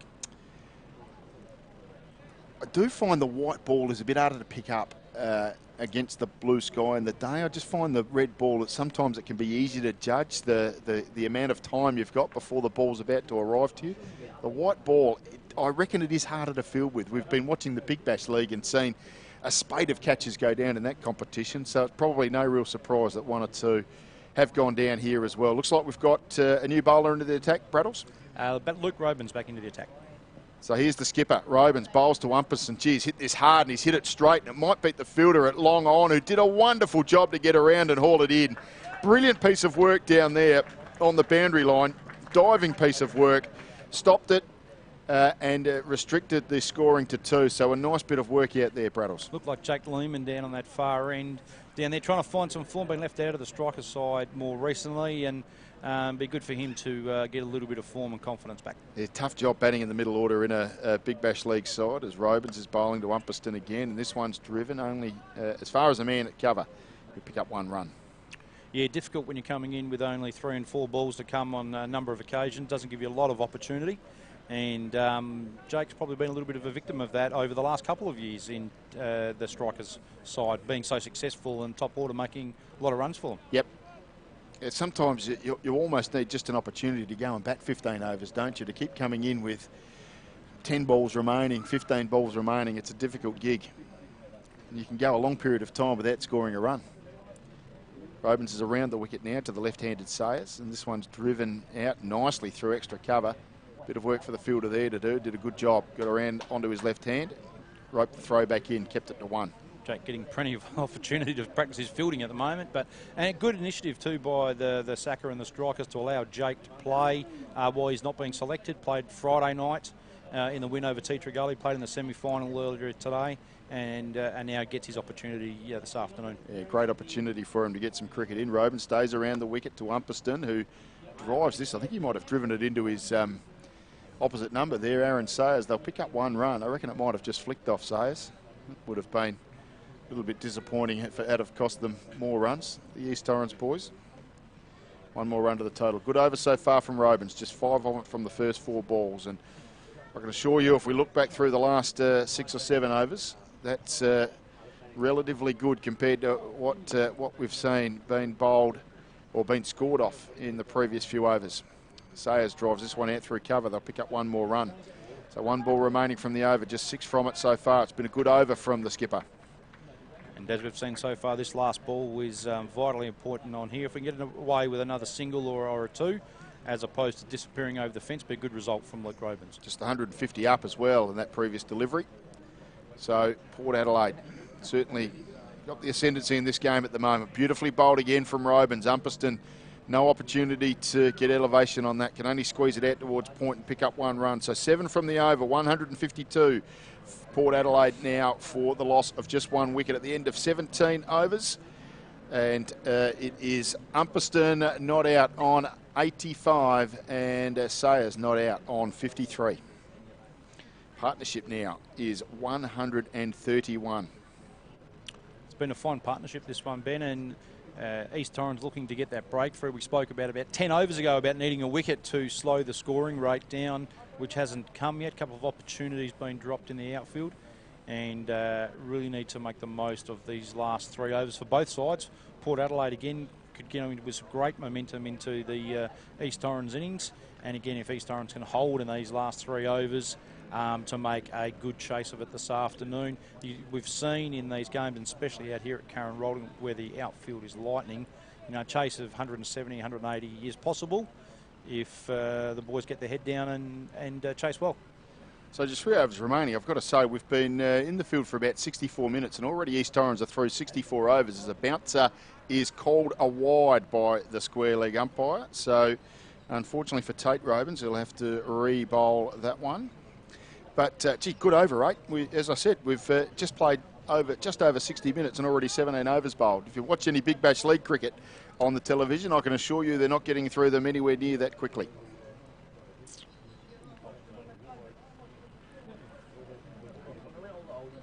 So if you want to get involved in social media as well, we can let you know how you can do that. As this is a slower ball, well bowled by Robins, and He's going to have to bowl one at the end of the over, but that was a very handy dot ball there, so a good piece of bowling. If you want to join us on Twitter, it's at ADL. That's capital A, capital D, capital L, and then another capital L, and end in Ive Stream. Capital ADL, and then live stream with a capital L and a capital S. So love to hear from you if you've got some thoughts on this game so far, if you think you can determine what Port Adelaide are going to get and what you think East Torrens can possibly chase. As another full ball is driven out over extra cover, beautifully hit by Austin Umperston, and it's 6 more. What an outrageous shot. A beautifully driven ball. It was elevated. It was out over extra cover. It looked like another slower ball from Robins. He just cleared the left boot a bit and just smashed it out over extra cover for 6. What an amazing shot. He really has hit that off drive beautifully this afternoon, Ben. Really well balanced and just swings through the line really cleanly. He moves on to 91. Robins is with him again. This time he's looking to hit this straighter. It's the mid-on fielder who did a pretty good job of just restricting it to 1. Cornish wasn't expecting the throw there. He was heading back to his usual position behind the stumps and suddenly noticed the throw was coming in from long on. So just the 1 run. Umperson off strike. Sayers on strike. The problem there for East Torrens is that he is hitting with the leg side short boundary for him. So you can see the run rates building up. 9.14. From 1 for 21 when the wicket of Cooper fell. It's now 1 for 160. Robins is with Sayers. This one looked to pull it out over the offside, the onside, but got outside half of the bat. There could be an overthrow here. No, well done by the fielder. That was Young Anderson, yeah, worked that out well because the throw was particularly wild. It was only 1 run in the end, but there was a fair bit going on. It was a shot from Sayers that he tried to hit over mid-wicket. It went short of long off. The long off fielder threw it to short fine leg. In the end, there was only 1 run. You wouldn't have believed that. Umperston's back over his bat, tapping it on the ground, raised in the air, waits for Robins. And this is a foolish ball that he tried to hit, perhaps a little bit too square. Just lost a little bit of shape there, Umperston. Just trying to get a bit of extra elevation because he is hitting out to the long boundary. Missed it altogether. Handy dot ball for the Reds. That slow ball again from Tate Robins just fooled the batsman by just a little bit, enough to draw the incorrect shot.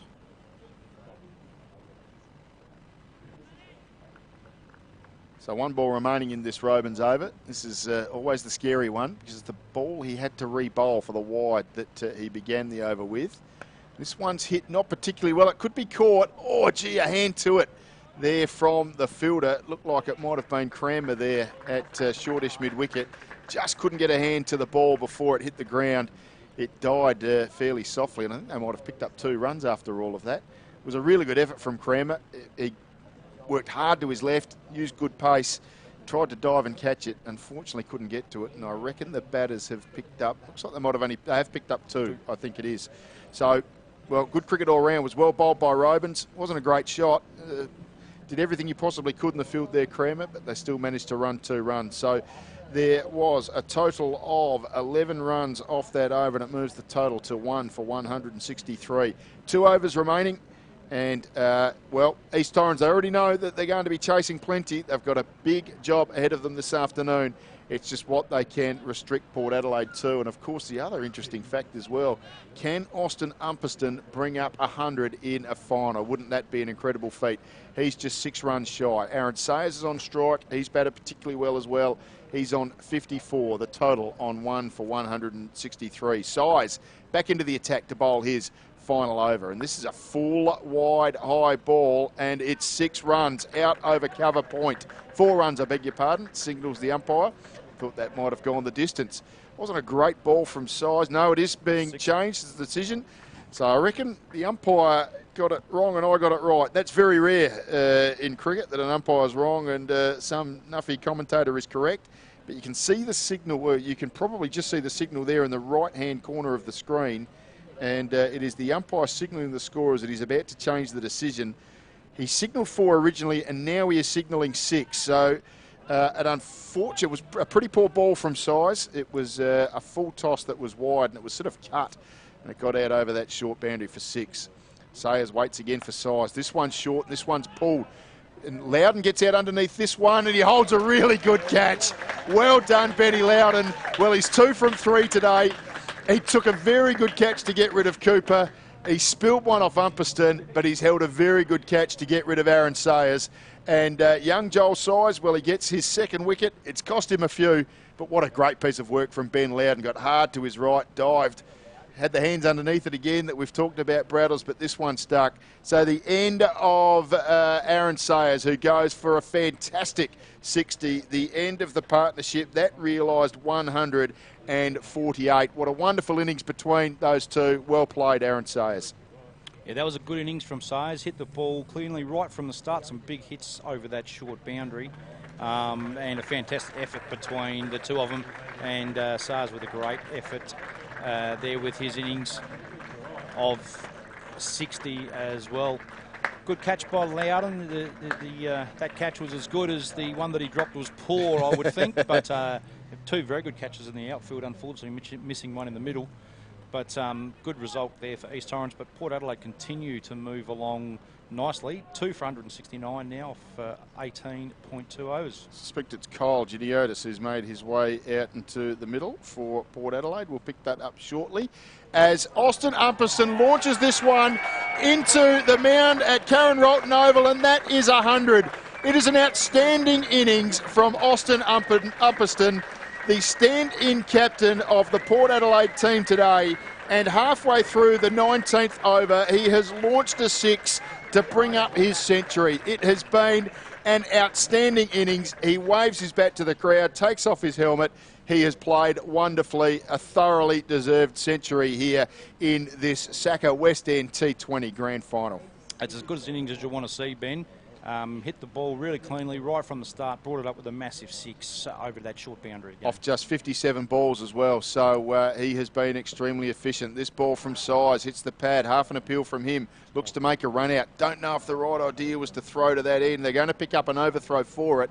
I think it was going to be a leg by, so we'll look at the signal here from the umpire. Umpire Ruthenwald suggests it is 2 leg bys, but probably just a little bit aggressive there from Size. Could have held on to that and maybe saved themselves the pain of that extra run. So 2 leg bys go onto the total, and the other problem he's got is that Austin Umperston remains on strike. Kyle Giniotis is the batter that has joined him out there. He scored 12 off just 4 balls in his innings in the semi-final, so he's in reasonably fast-scoring form as well.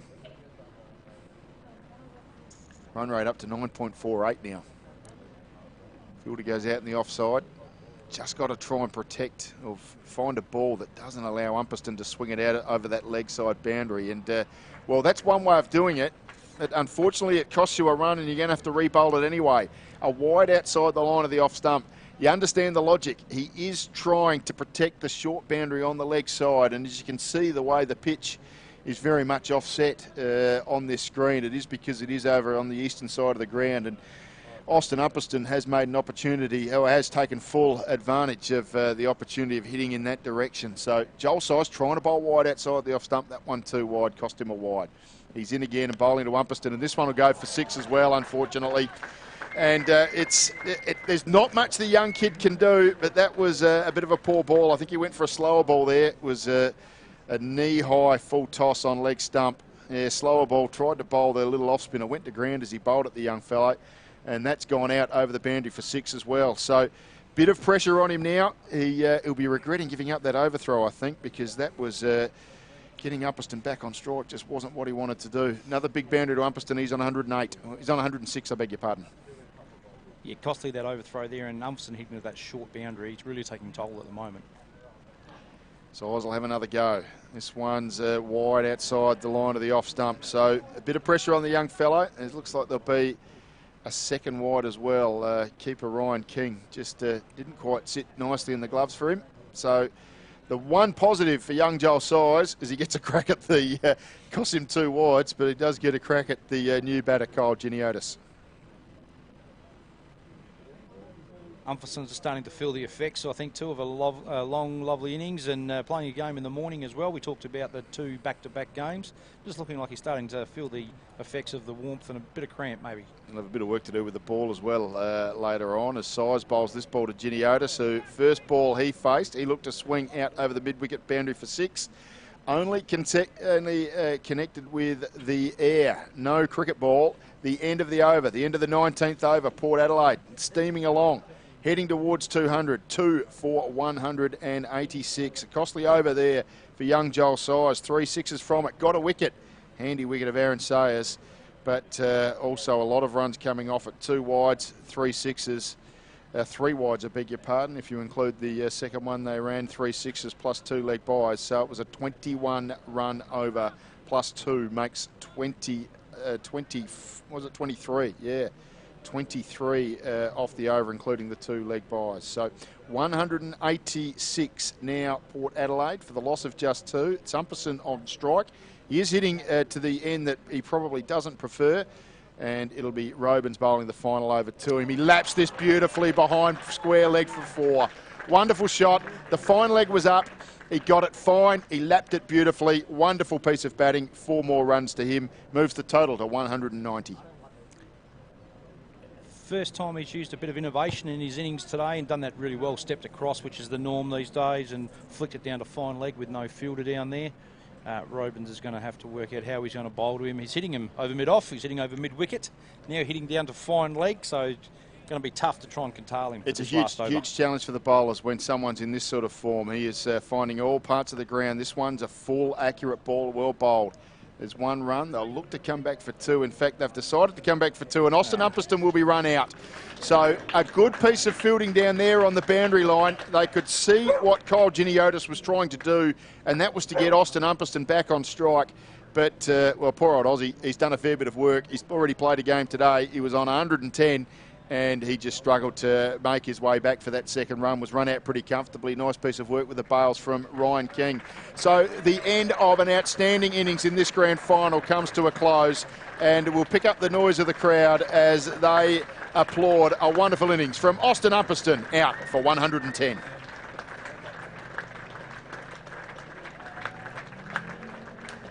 Yeah, fine innings there, Ben, from Aussie Umperson. Make 100 in any game of cricket's pretty important and well played, but in a final like today under some pressure, and for what mostly has been some reasonable bowling from East Torrens, the way he played from ball 1, absolutely superb. Not going to see a better innings than that in a Premier Cricket 2020 game of cricket, I would have thought. So it looks like Sean Chatto might be the number 5 batter here. Veteran, probably someone I certainly remember playing against him. He probably did as well in your day, Braddles? Yep, definitely did, mate. Shane Chatto, yes, Shane Chatto, played against him. Actually played some cricket at East Torrens when he first came down from the Northern Territory before moving to Port Adelaide. Robins is past umpire and bowling to him now, and that's a first ball duck for poor old Shane Chatto. Well, he had a long time to wait, and he didn't waste much time at making the walk back. A first ball duck, caught behind Ryan King, taking a fairly straightforward catch there. Looked to create a bit of room for himself. Just a little thin outside edge through to the wicketkeeper.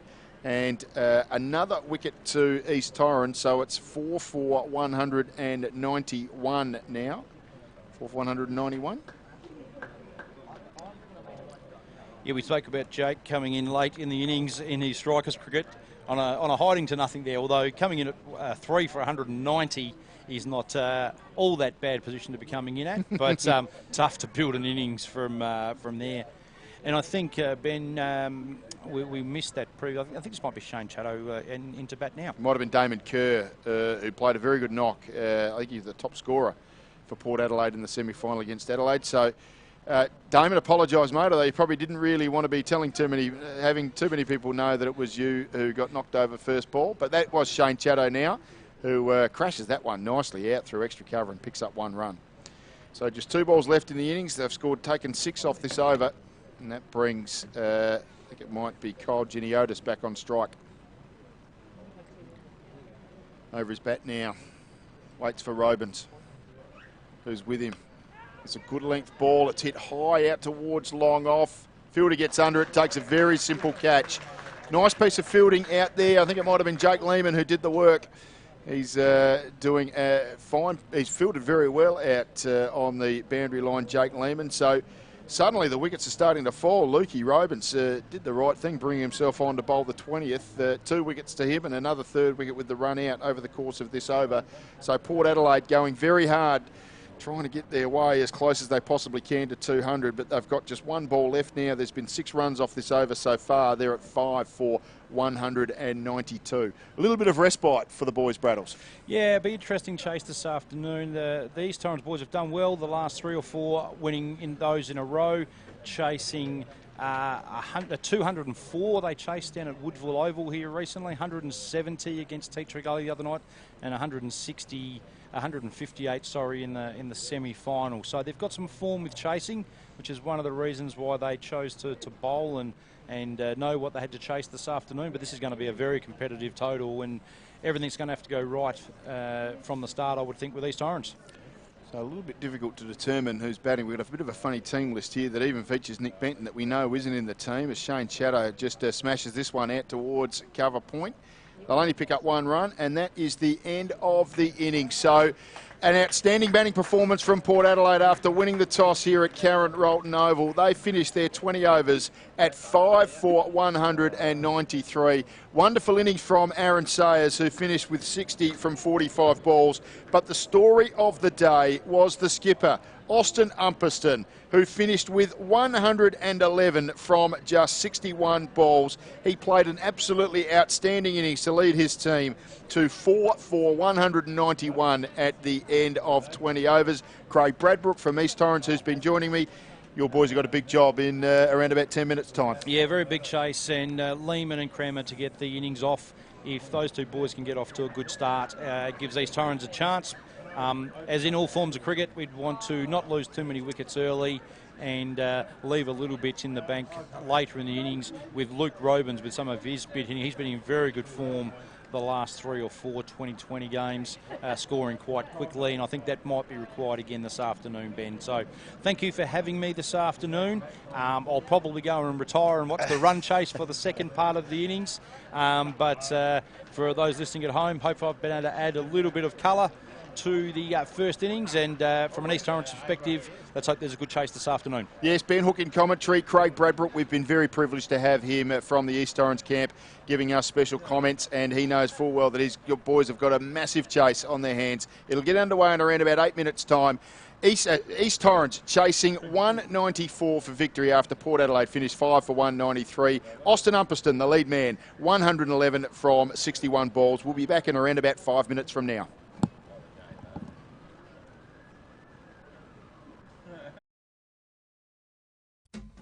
This broadcast is brought to you by West End, Statewide Super, the South Australian Cricket Association, and Adelaide Livestream.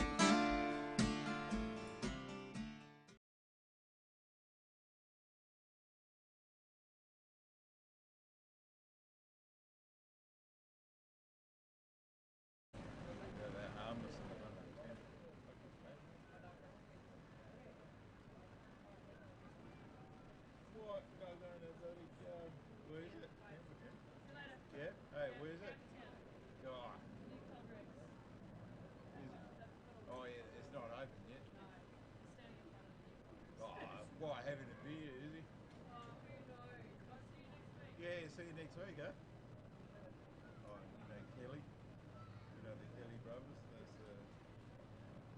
That's Matt and Kelly's wife and daughter. I didn't know they were playing with her. Yeah, married to Matt and Kelly. Don't get around here, will you? Didn't know they were playing.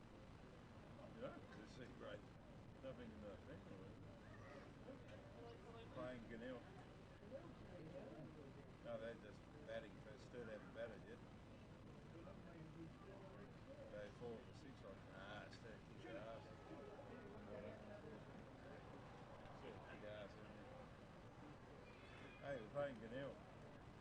They must, you know what they're like. Find them. Hey, this is a good run. You got better silly. Still with another.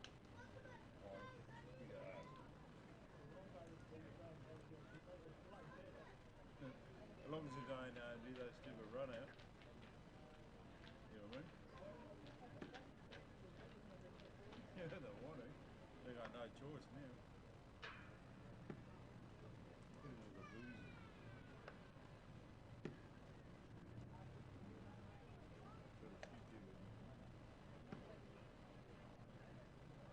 Hey Jamie. How are you? How are you? Hey, not bad, not.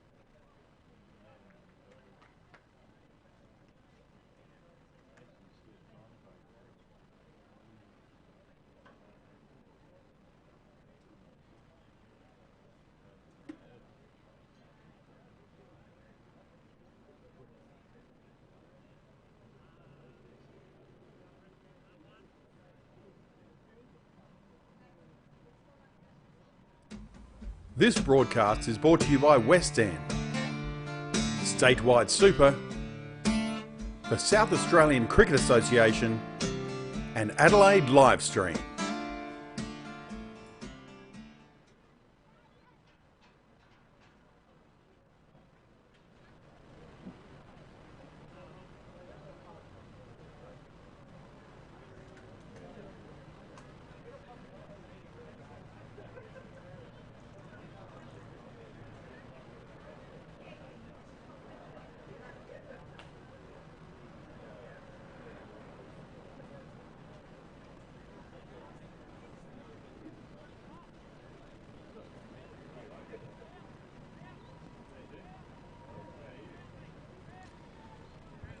Welcome back to Karen Rolton Oval. It is the West End T20 Grand Final here for the South Australian Cricket Association first grade competition, and we have just seen a masterclass of an innings from Port Adelaide captain Austin Umperston, who with 111 from 61 balls has led his team to an imperious 5 for 193. The East Torrens team are about to begin the chase. Geordie Thomas looks to have the ball for Port Adelaide, and the two opening batters, Jake Lehman and Michael Cranmer for East Torrens. And you would think if East Torrens have any chance of chasing down this big target, then it is going to be these two batters are going to have to do a lot of work towards it. So Geordie Thomas, who is replacing Nick Benton, who would normally be the opening bowler for Port Adelaide, but a knee injury has ruled him out of this match after aggravating what's given him some trouble in the semi-final. So here we go in the chase of 194 for victory. The first ball is just over the fingers of the man at gully, and it's to the boundary for 4. So Jake Lehman, not a lot of work with the foot movement. He got a footish ball outside off stump. It took the outside edge of the bat. It flew towards gully, and it was just over his outstretched fingers and out to the boundary for 4. So a lucky start for Jake Lehman, unfortunate for Geordie Thomas. 4 runs off the first ball.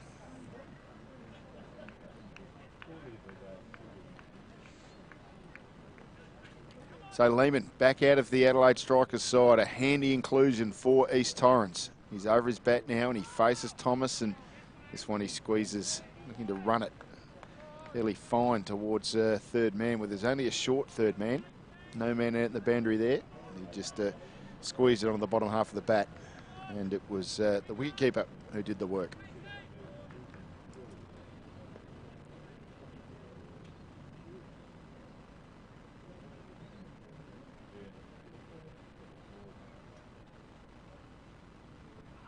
Thomas is bowling to Lehman, who pulls this hard out through square leg. Fielder did a nice job getting around to do the work. It's just 1 run.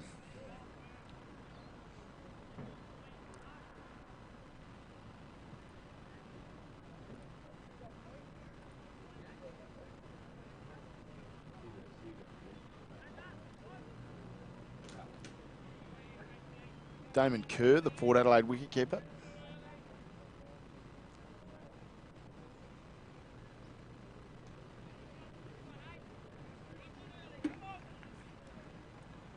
No wicket for 5 here, East Torrens, halfway through the first over. Power play is going to go a long way towards determining if they can chase down this mammoth total.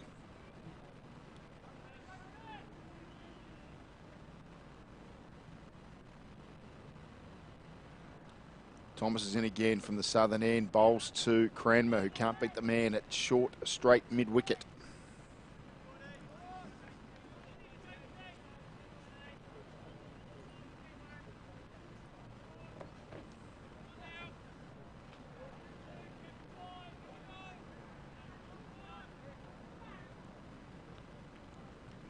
So Thomas is 2 men out in the deep. The man at deep forward square leg and the man at deep third man. He's running it again and bowling to Cranmer, who can't beat short extra cover. So just 5 runs off this opening over so far.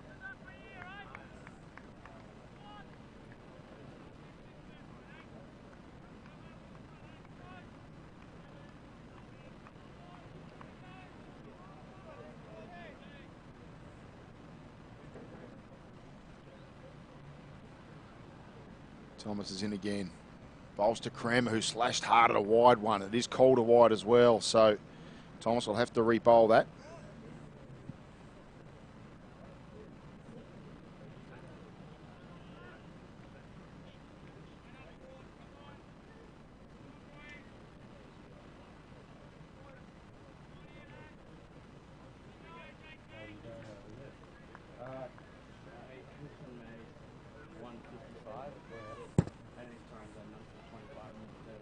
So another wide ball. This time Cranmer gets some bat on it and it squeezes out towards third man.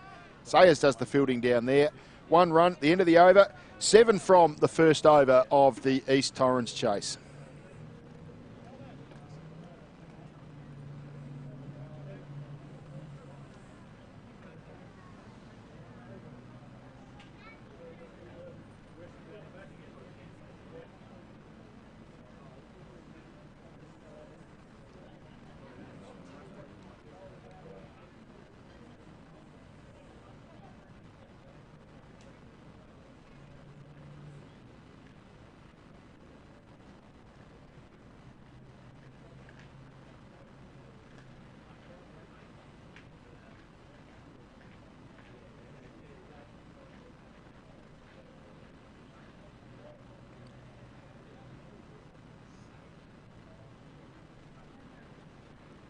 So it'll be Michael McDonald to open the bowling from the northern end of Karen Rolton Oval, bowling from the end where is adjacent to the new Royal Adelaide Hospital that is resplendent in the background here. We've got the camera looking from the Royal Adelaide Hospital end, looking towards the southern end of the ground. And McCormack, left arm around the wicket and bowls his first ball to Cranmer, who just works this into the offside, and he picks up 1 run. So the left-handed Lehmann now on strike, and this is where the game will get interesting because Lehmann has a short boundary to his leg side, and he's obviously a talented, aggressive attacking batsman, and he has McDonald bowling spin that will spin in towards his pad, so spinning towards the short boundary side. So you would suspect that if Lehmann feels like he gets the ball he wants, that he will be taking on this short boundary. Donald's in and with him now, and it's a sweep shot that's missed by Lehmann just outside the line of the off stump. So good bowling early from McDonald. Lehmann looking to attack that leg side boundary. He's got a man out there at mid-wicket, another man at long on, but there's plenty of space either side of both of them. McDonald, another ball that's swept. It's a bit of a top edge from Lehmann, but he's got enough on it, and it's out over short backward square leg, and he picks up 4 runs. So clearly the play for Lehmann is to attack that boundary and hit the ball as square as he possibly can. Definitely a top edge there, but just floated over the fielder at short backward square leg. Looked like that was Aaron Sayers. And he picks up 4 runs. So McDonald, he'll have his work cut out here. Very difficult customer to bowl to, Lehmann. Very talented player. Runs in and bowls now. This one's a bit shorter outside the line of the off stump. He looked to cut this fine. And it was through to Damon Kerr into his gloves. So no addition to the score. Intriguing battle this. McDonald would love to get the wicket, trying to avoid Lehmann getting a chance to hit to his hitting zone. He sweeps this hard through square leg, and it's 4 more. Beautifully struck by Jake Lehmann. Down on one knee, another hard hit sweep shot, and it raced out to the boundary. The man at mid-wicket had no chance as it just crashed into the pickets at square leg for 4. Got a long way across there, Lehmann. The ball was hit directly at square leg. The fielder's come around a bit now. The line of the ball was probably about a 6th or 7th stump line. This one he's hit hard out through cover point, and he'll pick up 4 more runs. So wonderful batting from Jake Lehmann. Aggressive stuff. He picks up 13 runs from the over. A good over for his Torrens. And after 2 overs, they're no wicket for 20.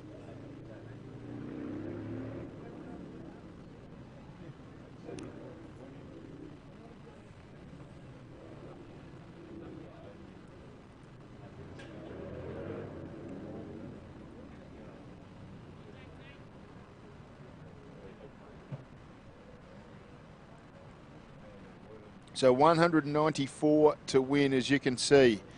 And, well, the chase is on target so far. They only need to be at a pace of 10 and over, and that's exactly what they've done so far. 20 runs off the first 2 overs. Thomas will continue from the southern end of Karen Rolton Oval. He'll be bowling to Michael Cranmer, who's on just 2. It's Jake Lehmann who's done the bulk of the scoring so far. He's hit 4 boundaries in his 17 runs. A beautiful drive through point from Michael Cranmer. Comes out to the boundary for 4 as well. Wonderful striking from Michael Cranmer. He's into the act as well, and East Torrens, after 13 balls, are flying away here at Karen Rolton Oval at no wicket for 24.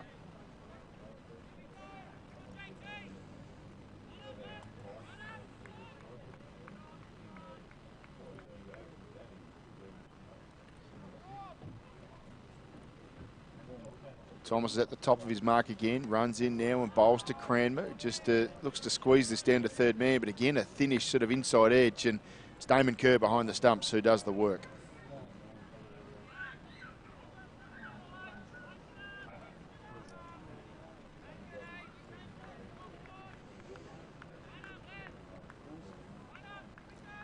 So 5 boundaries already in this innings and just 6 dot balls. East Torrens, they needed to get off to a flyer, and they have done so far. Cranmer driving again. He'll pick up 1 run here. Oh, it was a nice piece of fielding, but Cranmer had always had the throw covered, So he picks up 1 run. A nice drive out through mid-off.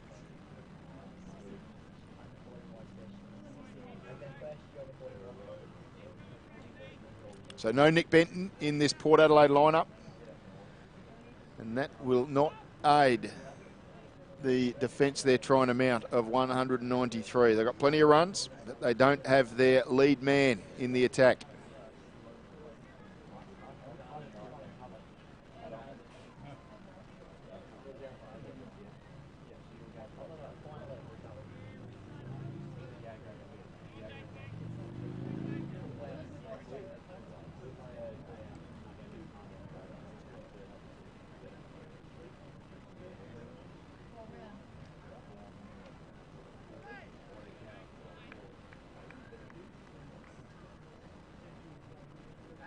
Thomas is in now, bowling to Lehman, who looks to drive this hard.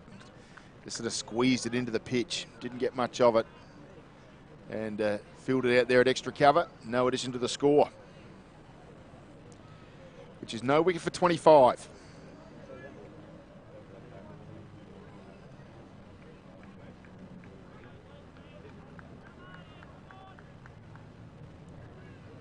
Thomas, first over went for 7. He's been reasonably economical here in his second over as well. Shanking drive from Jake Lehman, just wide of mid-on, picks up 1 run.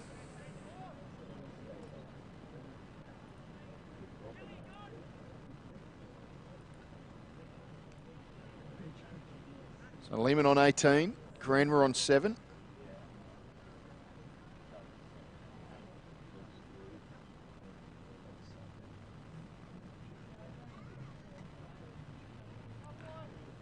The total no wicket for 26.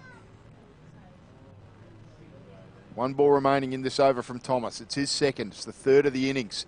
Bowling to Cranmer, who drives it nicely. He'll pick up at least 1. And it'll just be 1. Nice piece of fielding out there in the boundary line at cover point. So good over from Thomas. His first over went from 7. His second over has gone for 7 also after 3 overs here at Karen Rolton Oval. It's East Torrens chasing 194 for victory. No wicket for 27.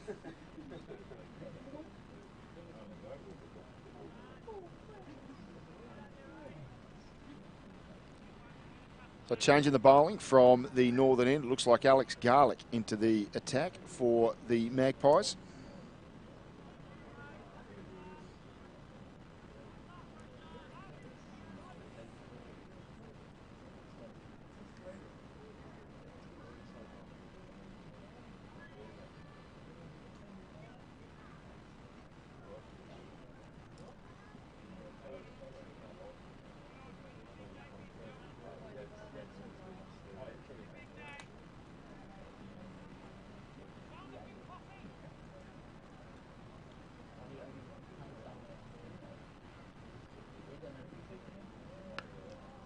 So Cranmer tries to drive a full toss. Doesn't beat the man at short extra cover.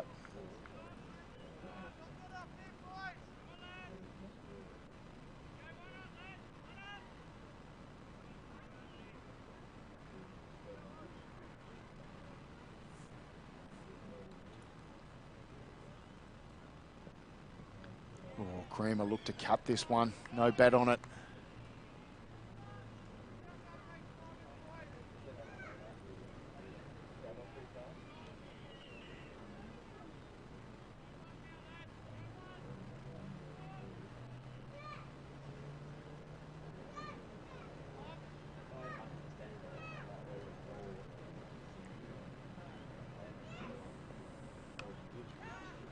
Shanked out over extra cover. There'll be 4 runs here, so nice stroke from Michael Cranmer.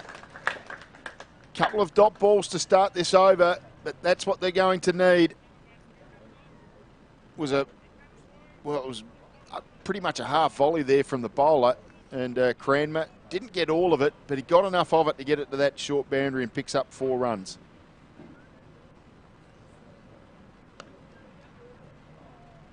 Oh, driven nicely from Cranmer, and he'll pick up 4 more runs here.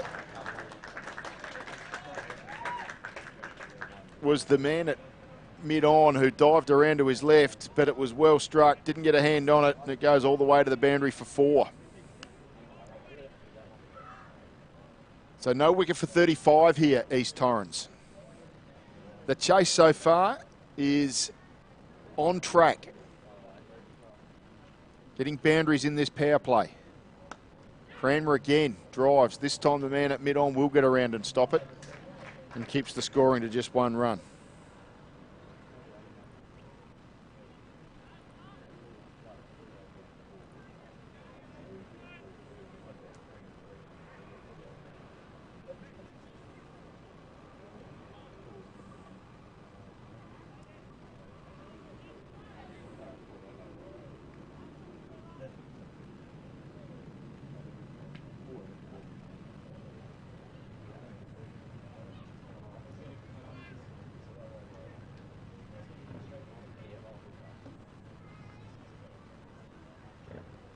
Last ball of the over, Lehman looking for the short boundary and he gets it.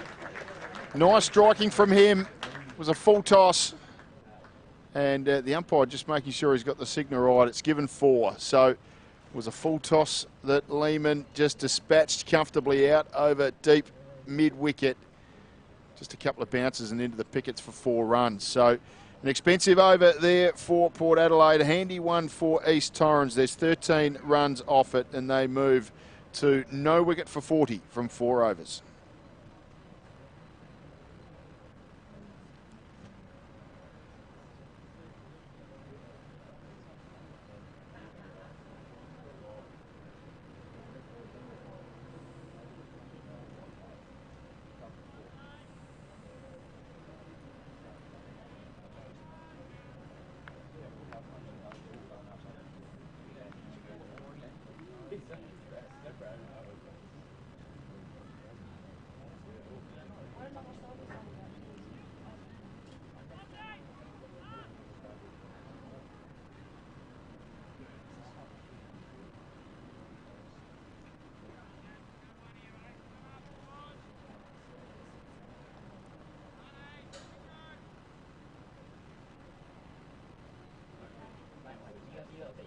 So I think this is Garlick bowling now as he delivers his first ball to Cranmer, who looked to cut it through the offside. Didn't beat the man in the offside.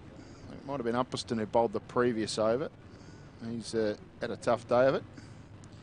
Having made 111 in the second game he's played today. Got a little bit ginger as he made his way back inside the circle. Cranmer's on strike. To cut this one as well. Won't beat the man at extra cover.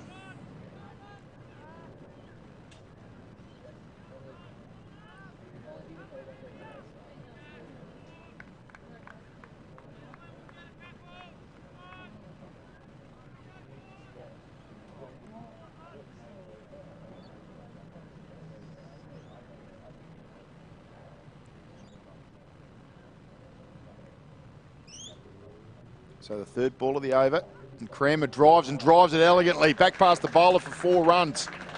Delightful shot from him. So he is playing his part in this run chase.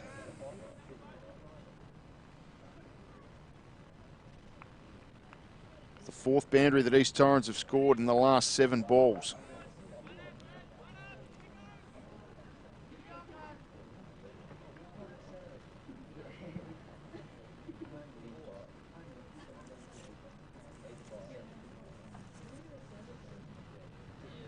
This one's a wide down the leg side and it's signalled a wide. So that'll need to be re-bowled.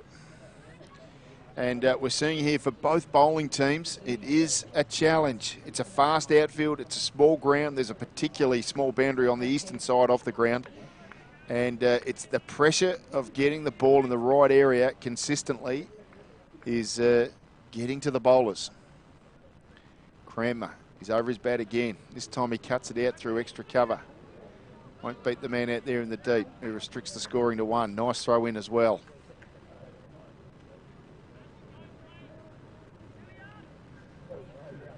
So 2 balls remaining in the over. East Torrens, a no wicket for 46. I've got 8 balls left in the power play. Lehman's on strike.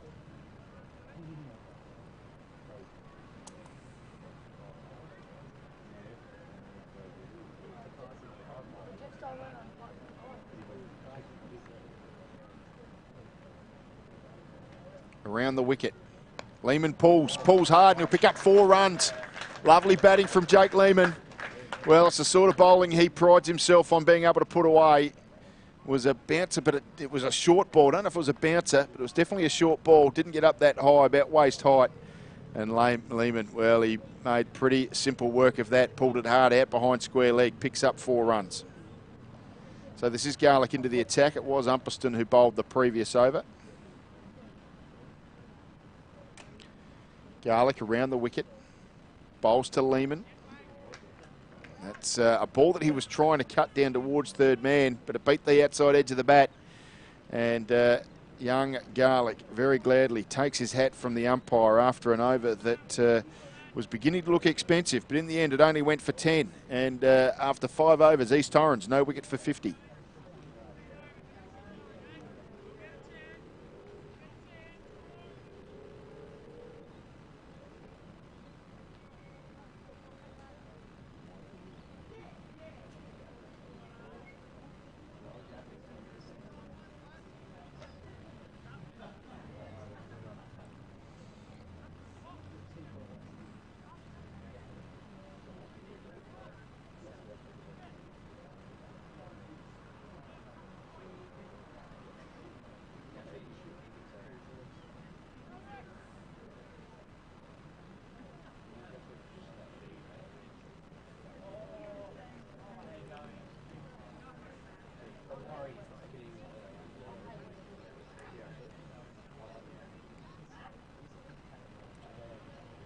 So the final over of the power play now to be bowled. It's it's Michael Cranmer who will be on strike.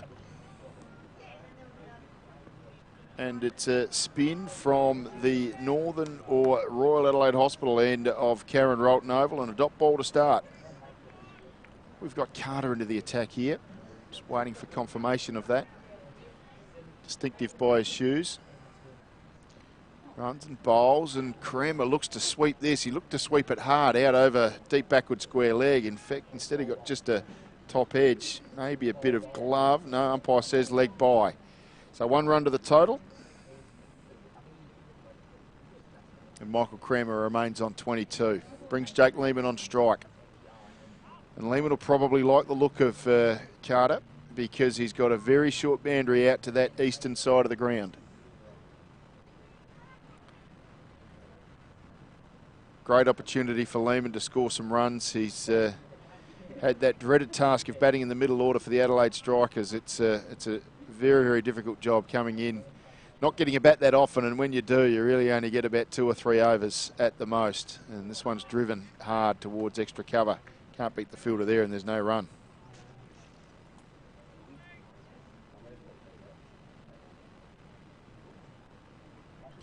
Round the wicket, wide, driven hard, lovely shot by Jake Lehman, out through extra cover, and it's 4 runs. The minute that left his bat, he knew where it was heading. It was beautifully placed, just wide of the man at cover, just straight of him. Got his leg out the way, gee, hit it hard, absolutely creamed it through extra cover and down to the boundary for 4. Wonderful shot from him. Looks to play a little funny, dinky leap sweep shot. I think it hit the end of his bat, not the edge of his bat, the end. I think it like a strike with a cue in a game of snooker. He looked to sweep it out over behind, well, almost over his shoulder to very fine leg. But all he managed to do was shovel it out off the end of his bat to short mid-wicket, and there was no run. Last ball of the over, tossed up, swept hard, 4 runs. Beautifully played, Jake Lehman. Got the ball he wanted, got the fielder up inside the circle, and then just hit it out. We probably would have beaten him anyway, even if he'd stayed out there on the boundary. But well read by Jake. Got a one ball that was tossed up, inviting him to try and hit it through the offside. Instead, he was good enough to sweep it behind square on the leg side. Picks up 4 more runs. 8 runs off the bat from that over, plus a leg by. It moves Port Adelaide on to no wicket. Sorry, I beg your pardon, East Torrens on to no wicket for 59 after the end of the power play, with Lehman on 34 and Cranmer on 22.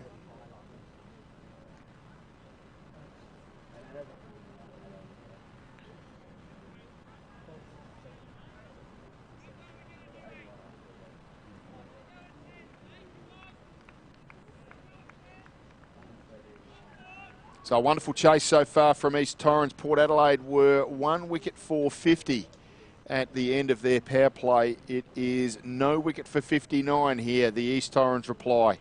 At Karen Rolton Oval, Michael Kramer is over his bat. Alex Garlick looks like he's about to bowl his second over.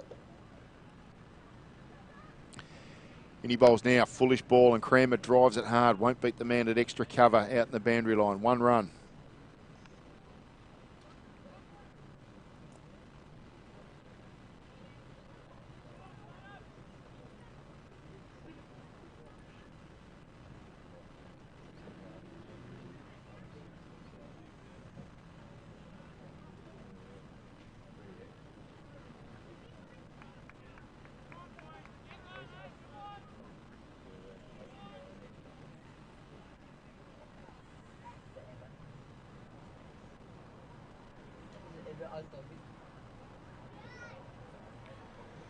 So Garlick's around the wicket now, and he'll bowl to Lehmann.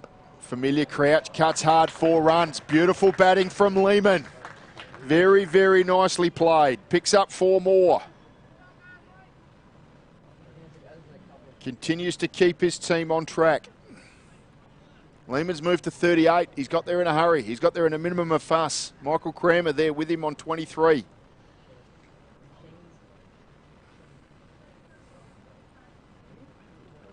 Takes the total to 64.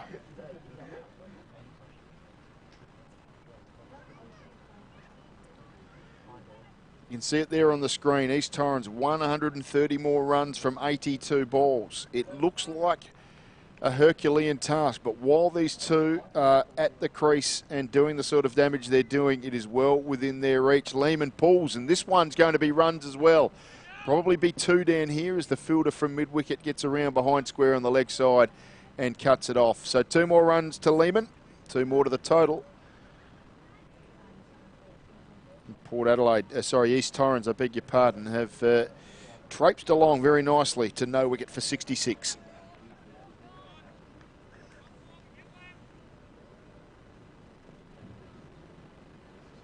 Garlick around the wicket to the left-handed Lehmann, who looks to drive this. There's probably only 1 run here. Look to hit it sort of through extra cover. Got sort of the inside half of the bat, bit of a shank. Caught the hosel for those of you who are golf fans out there. Just tricketed it out towards mid-on. And he picked up 1 more run. So 8 off the over so far. Kramer back on strike. Kramer does have the short leg side boundary to hit to. It's a wide ball, well bowled by Garlick. Just taking that leg side short boundary out of play. Happy to give up 1 run to Kramer in that situation. Brings Lehmann back on strike.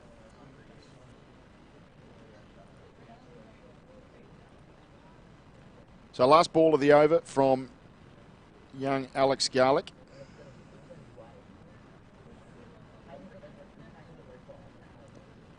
Come back around the wicket to the left-handed Lehmann, who's over his bat, waiting for him now. It's a foolish ball. It's well bowled. Fielded with his follow through by the foot. Did a good job. Stopped it. Stopped any chance of a run. And so it's a pretty good over from Garlick in the end. He was down 7 runs after 3 balls. It finishes up being a 9-run over, and East Torrens have moved on in reply to Port Adelaide. A no wicket for 68.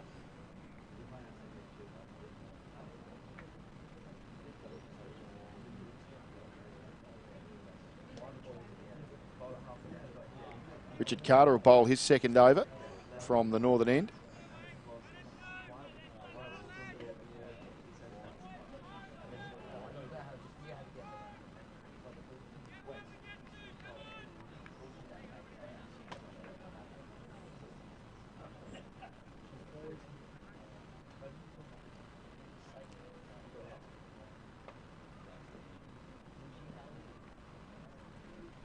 Carter tosses this one up, and Kramer drives it hard, and it might reach the fielder. It did reach the fielder at deep extra cover, and he's put the catch down. It was a difficult chance. It was low and to his right.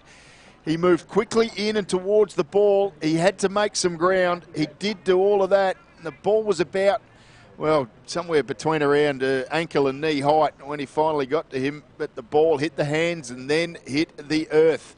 So a chance for Michael Cranmer, and this brings Jake Lehmann on strike, facing Carter.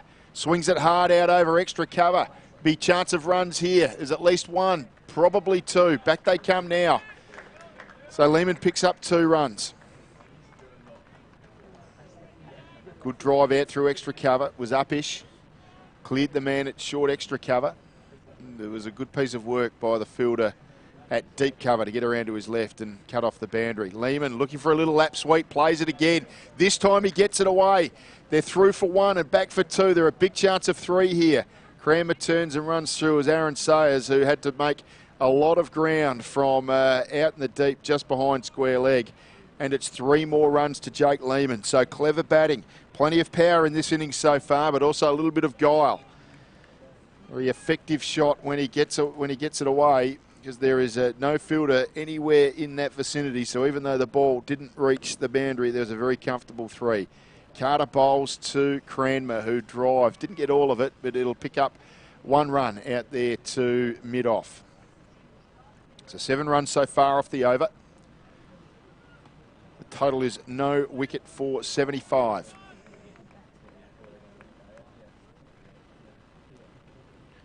.194 required to win. Carter bowls to Lehmann, sweeps again. Be 2 more runs here. Through for 1, back for a second. Sayers gets around to his left and tosses the ball in. Can't prevent 2 runs.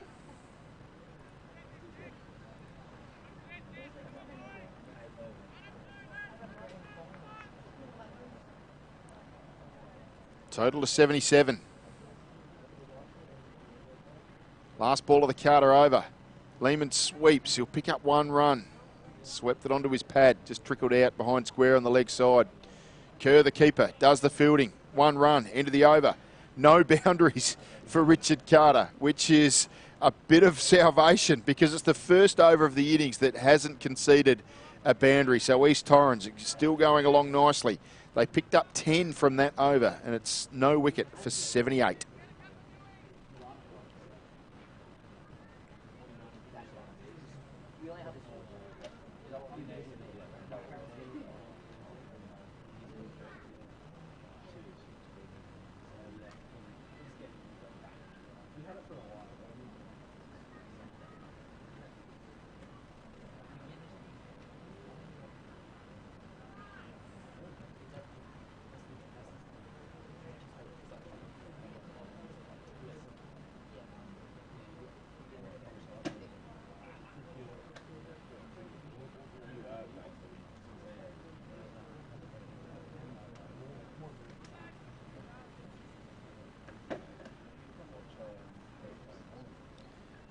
So it'll be Garlick again from the southern end. Right arm around the wicket. Bowls to Lehmann. They'll pick up 1. The man at short fine leg got around to his right and did the fielding. It's Umperston there, who you can imagine how tired he is. And that's 50 to Jake Lehmann. So very well played. You probably think that if East Torrens are going to manage this chase, that it's going to be Jake Lehmann who's going to need to do the bulk of the scoring, and he's doing his bit so far. He moves on to 50, and East Torrens a no wicket for 79.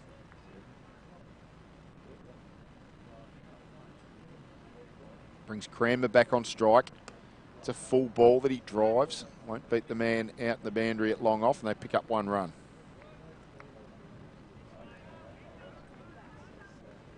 You can see Cranmer thinking about, he's such a technically correct player, Michael Cranmer. He's a very elegant looking player, but he knows he's got that short boundary of the leg side. You can see him there just weighing up whether he should stick with more traditional cricket shots and keep hitting to the offside, or whether he should take that leg side boundary on. Doesn't matter for now though, because it's Lehmann on strike, and this one takes the inside half of his bat and just squeezes out to mid-wicket where there's no run.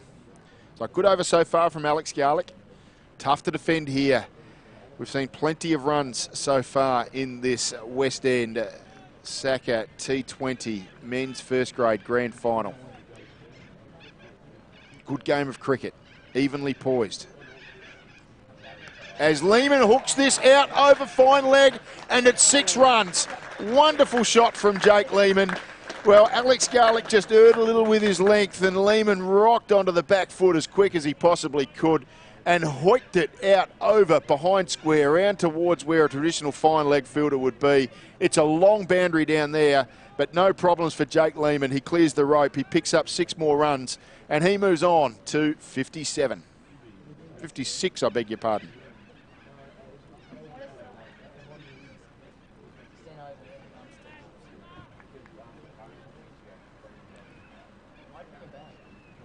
No wicket for 80. Now East Torrens. We're in just the 9th over. It's going to be an exciting finish. The Adelaide live stream will stay with you right through until the end of this game. Garlick around the wicket to Lehmann. This is hit hard out through the offside. Man out there on the boundary. He'll only pick up 1 run.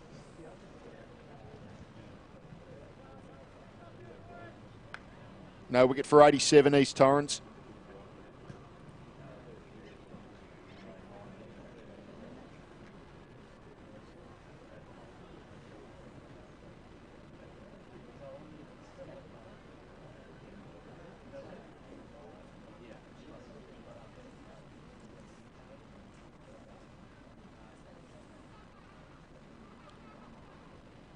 Garlick over the wicket. Cranmer drives through mid-on, pick up 1 run. So pretty good over there from Garlick. Just the 1 ball let him down. And of course, Lehmann was good enough to take full advantage of it and smack it out over deep backward square leg for 6. 10 runs off the over. And after the 9th over of the innings, it is East Torrens, no wicket for 88.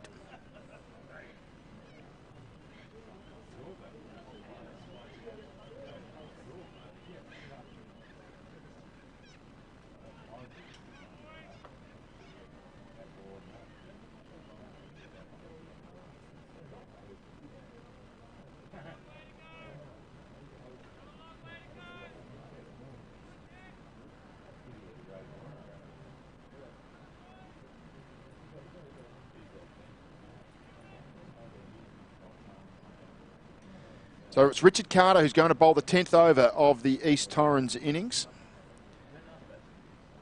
Oh, and there's a chance of a stumping, and it's out.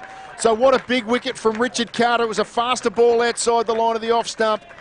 Michael Cranmer was down out of his crease, looking to work it through the offside. It was past the outside edge, and Damon Kerr had the bails off in an absolute flash. Michael Cranmer just could not stretch back in time. Did everything he possibly could. But what a massive breakthrough for the Port Adelaide team. Richard Carter gets his first wicket, stumped Damon Kerr, bowled Carter, and it is the big wicket of Michael Cranmer, who has fallen for 28. What a big wicket that is.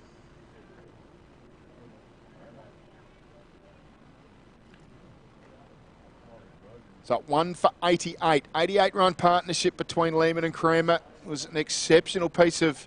It was an exceptional innings from them both, but Michael Cranmer has fallen for 28. And that will just swing a little bit of the momentum in this game back towards Port Adelaide. Big wicket for them. It's been a game dominated by the bat, of course. Austin Upperston in the Port Adelaide innings, 111. Now Jake Lehmann not out on 57. A wonderful innings of 28 from Michael Cranmer. But it's Robins out to the middle. Very good all-rounder for the Reds. He'll be facing Richard Carter, the successful bowler.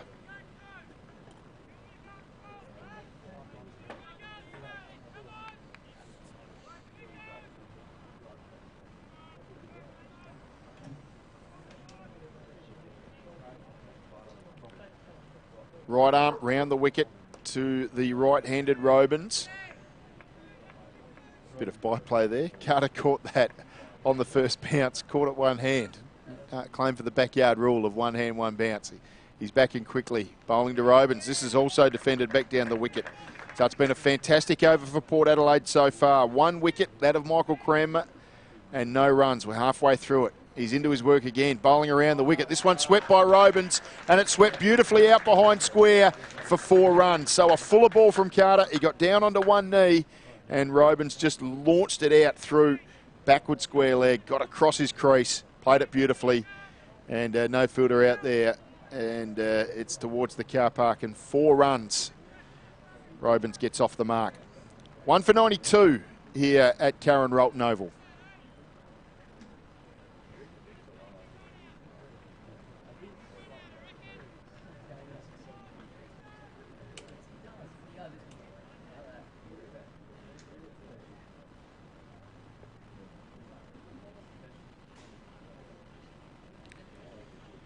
So the ball makes its way back to Carter after getting under the fence and out towards the car park. He's with Robins again, who's on the back foot and just defending this into the offside, and he'll pick up a 1 run. So with 1 ball remaining in this over, it's been a good one so far for Port Adelaide. Just 5 runs from it and the big wicket of Michael Cranmer. Robins is on 5 and Lehman is on 57.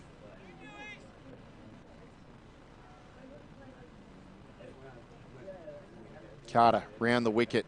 Bowls to Lehman, who looks to sweep. Lap sweep behind square. It just took him on the pad. And there's no run. So a wonderful over from Carter. And that is the end of that over. And it's 1 for 93 with 5 runs off that over. It's Lehman on 57 and Robins on 5.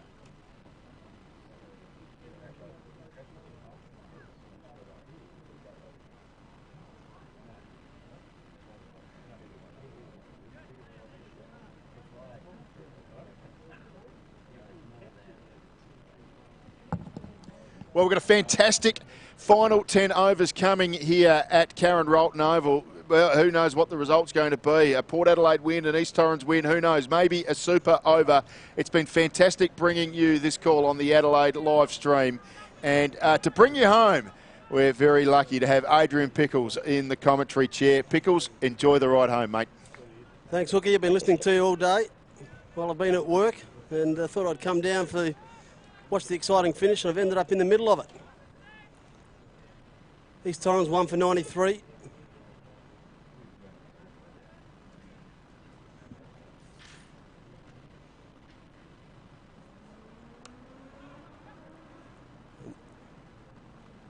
Pushed along on, Amble through for 1.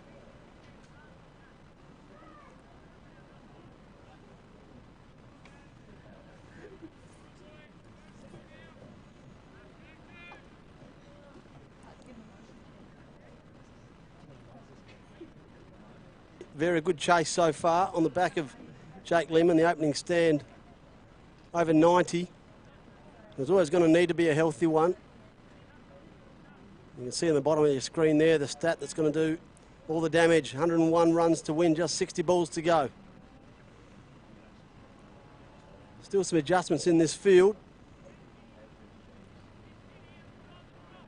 Not quite happy with the man inside the circle at short fine. He's now going to get pushed outside the ring, which will probably mean that one's got to come in.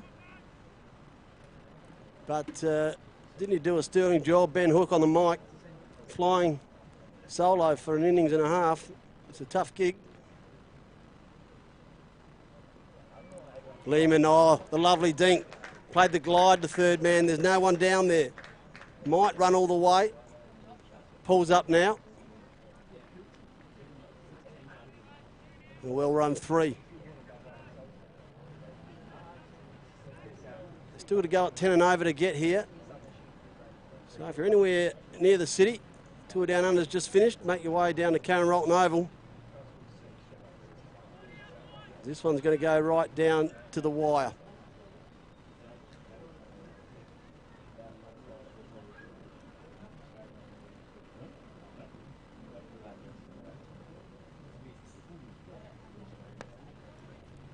Attempted slog sweep works very well. Well, I didn't think he got it all that well, but a couple of bounces that raced away, split the 2 fielders out there in the deep. You'll see it again.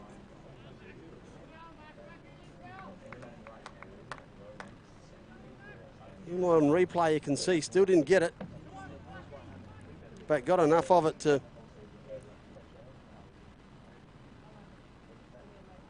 this time on the charge.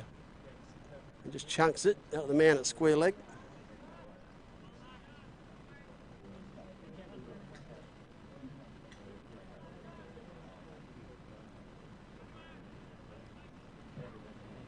Have you enjoyed the stream so far of Adelaide live stream, bringing you all the action here today? This time the paddle, the reverse paddle, went to third man again, did Lehmann. Playing every shot in the book at the moment. That one not as successful as the last couple.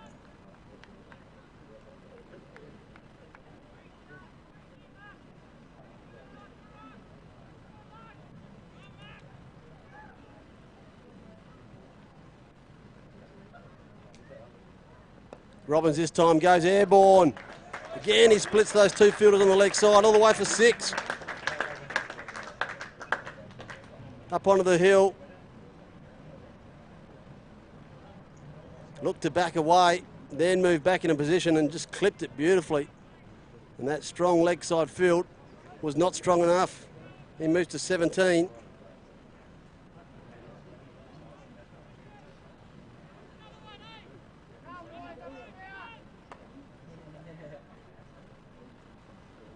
That opening stand of 88. And the second partnership building already. Lehmann 61 off just the 32 balls, including 9 fours and a 6.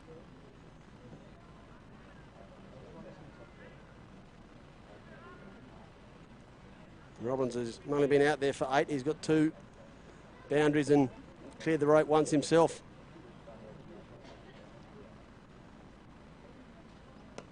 This occasion he's flat that one through cover.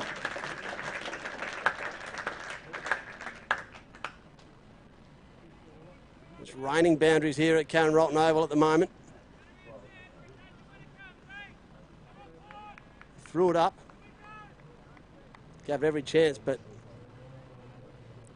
Lehmann just waited long enough to get in his zone. This time he gets straight across, laps it round the corner. You're going to get back for 2.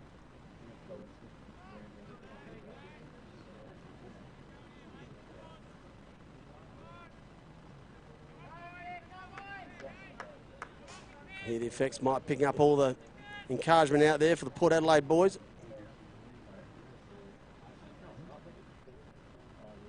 That one short, pounced all over, didn't run.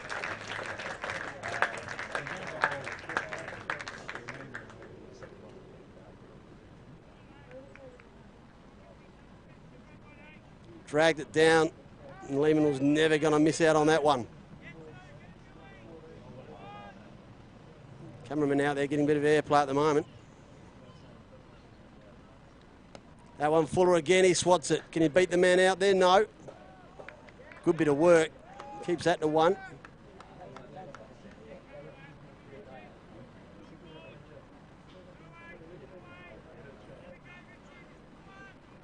That runs required and balls remaining gap is really squeezing up now. 74 off 50. Another change in the field for Robbins. Reverse sweep. Can you beat the man at short 30? Can't. Scamper through for 1.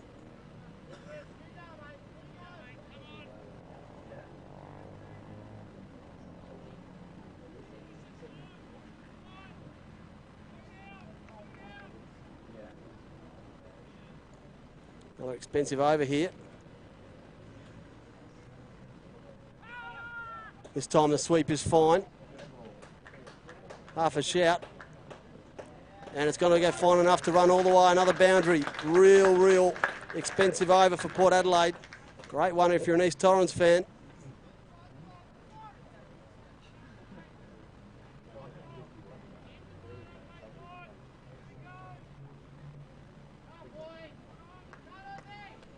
Big crowd in for this West End Premier League T20 final. Both semi-finals played just before this one, and those also going down to the wire.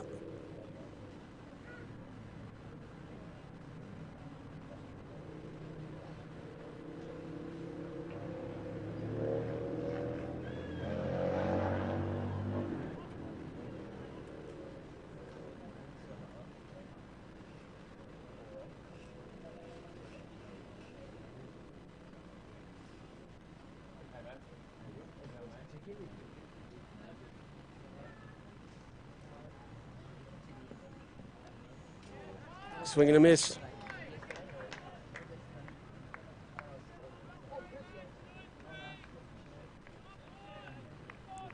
you've enjoyed the coverage today, let us know via Facebook or the Adelaide live stream YouTube channel.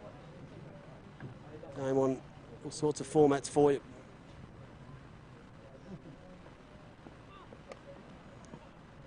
Digs out the Yorker. Good start to the over on the back of one. It was a real momentum swinger for East Torrens. Brought that run rate down to 9 was the damage it was caused.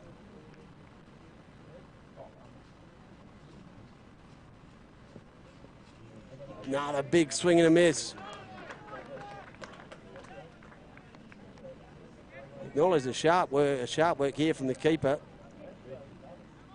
Up to the stumps. Taking them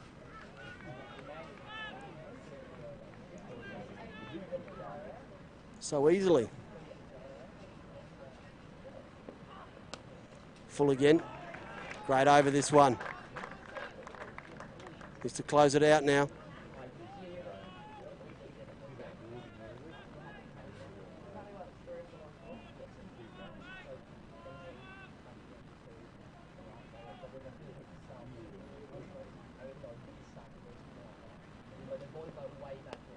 Now he gets hold of it. Up onto the hill, 6 more.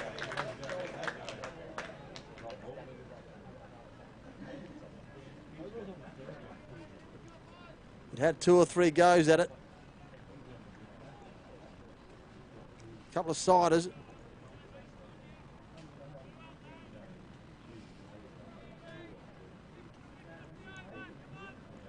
And Robbins finally queued it up. Went again, another big heave. Try to mow it over square leg again.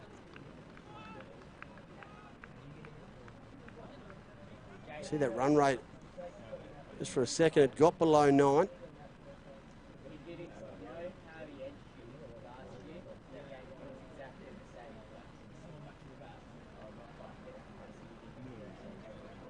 It's just put on more than 40 already in real quick time. Robbins, who's come to the crease and a couple of sixes and a couple of boundaries. He's 24 off just 14.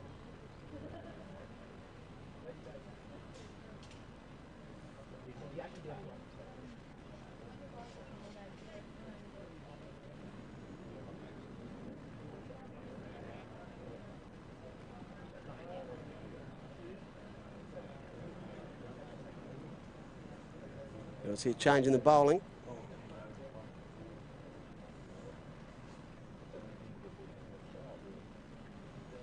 Garlick come back into the attack. Bowled his last over. For 29 already.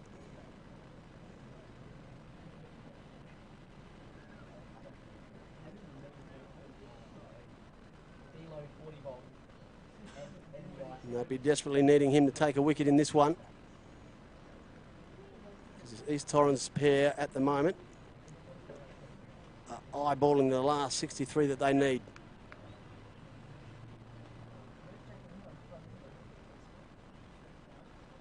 Lehman just heaves him over square leg.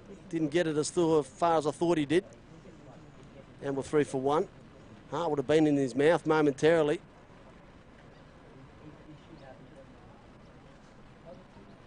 If he did any better, he would have picked out the fielder out there. He's been out in the boundary. They've had a few out there from both ends. And Robbins and Lehman have been able to split them on multiple occasions.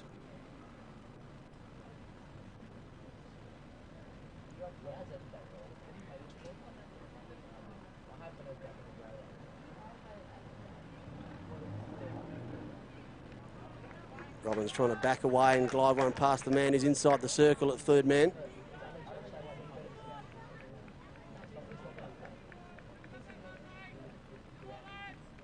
Had a lot of success with playing more conventional shots.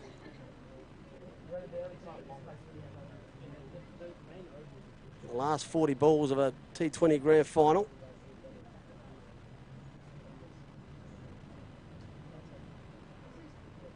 That one charges down the track, lofted over the top of mid-off. Beautiful cricket shot. One bounce over the rope and the boundary. He just got on the charge, got in his zone, and is unlucky not to have hit that one for 6 as well.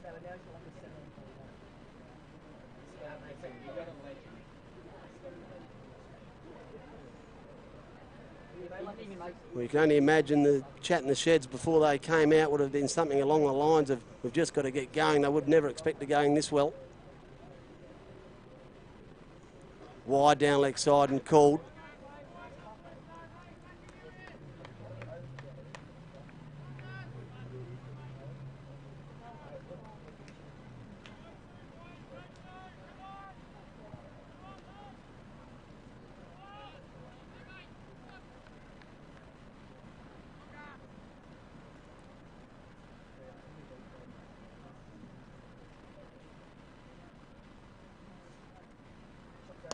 Garlic is going to be picked up. It's going to go back over the top of square leg. For a moment, the fielder back there thought he was in the game, but he never was. Robbins just backed away again, is right up in his slot. You can see the fielder backing back, thought he was in the game. The only one that was the cameraman.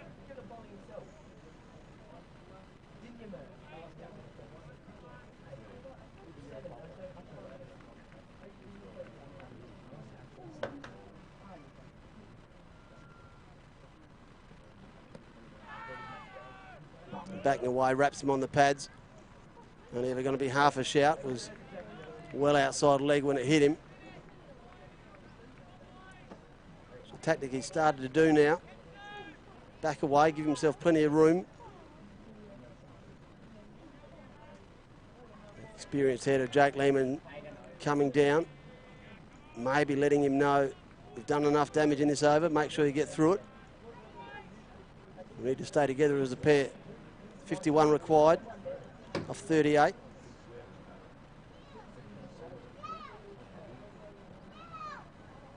Again, it's gone down leg side. Wide the call. So we still haven't completed the over, and we've added 5 runs to it.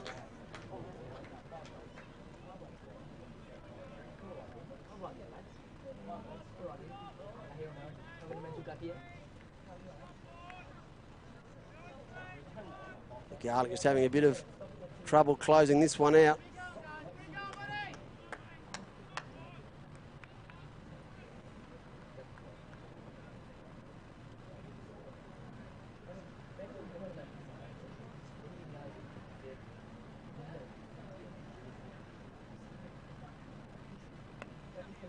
This one cramps him up. Bowler might have to do his own work. They're going to scamper back for 2. Brings up the 150. Acknowledged by this really good crowd in here.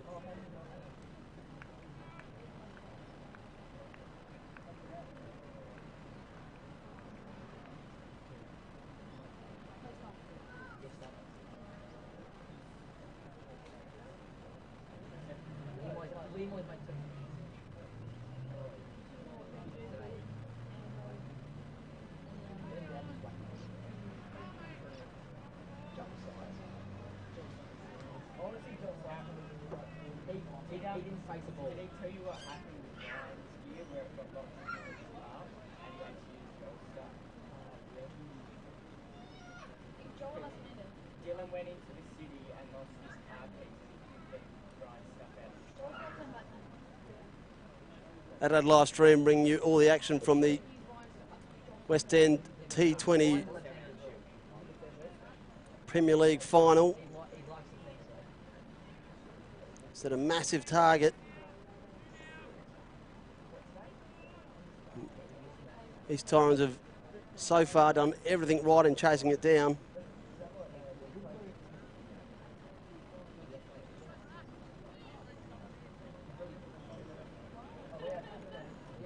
Another change in the bowling.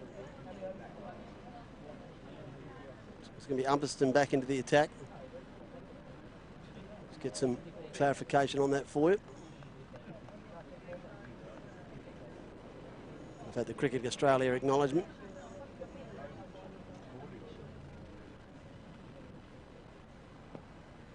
Lehman pulls it, pulls well.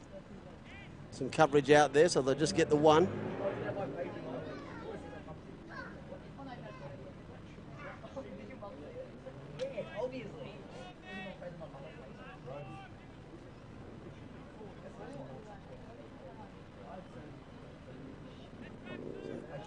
Fielders scatter for the left and right hand combination, which wouldn't make things much easier for the Port Adelaide side. It'd be under siege at the moment. Or the French cut. It'll be close if he hits the bowler's end. Might be another one if they want to steal it.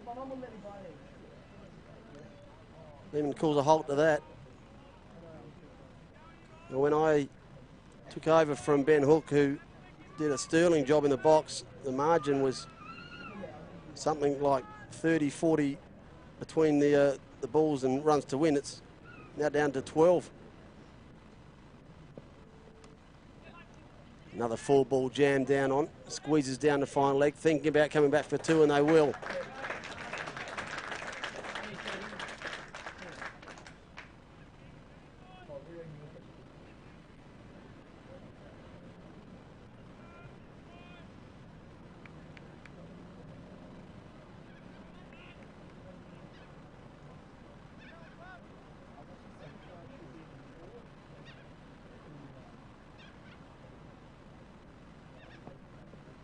Bouncer and slapped behind square for 4. Well, it was short, but it sat up. And you'll see here, Lehman just didn't even rock back. Played off the front foot. Had enough time to get it behind square for 4 more. Desperately need a wicket here to Port Adelaide, and it certainly would change a lot of things. New batter at the crease.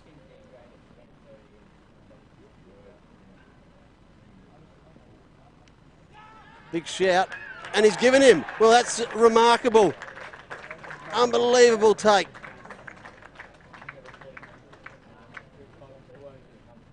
Caught down leg side, up to the stumps. I've never seen anything like that in my life.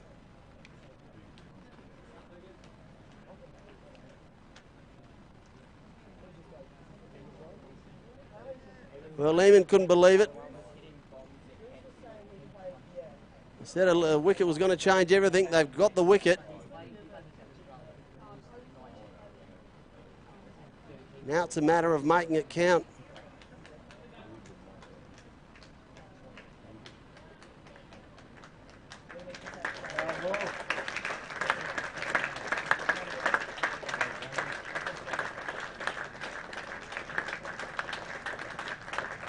Lehman goes for well-made 84.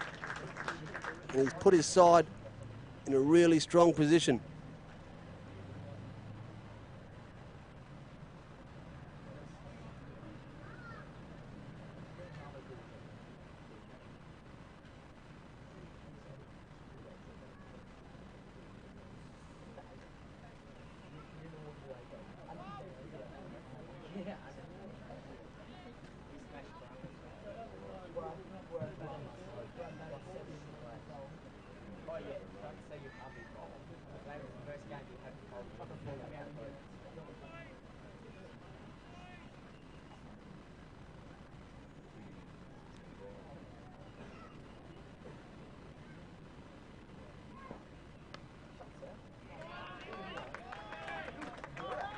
First ball. The new batter ends the over. A good one, a successful one for Port Adelaide. One they really needed. 2 for 158.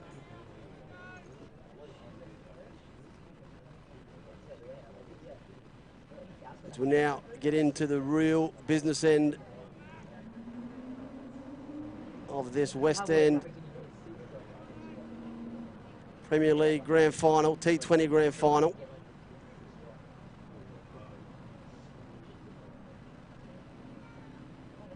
At 194 to win. Upperston 111 he made earlier in the day, along with Aaron Sayers 60. The chunk of the scoring. And the men out today. Kramer for 28, and then just, as you saw in the last over, Lehman for 84.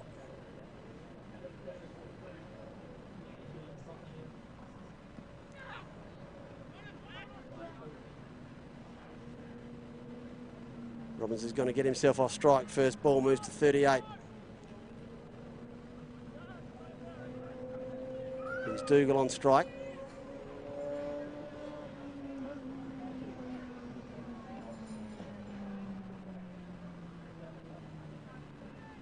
Only needing 7 and over. But to come into this late stage and be expected to go straight away is a tough ask.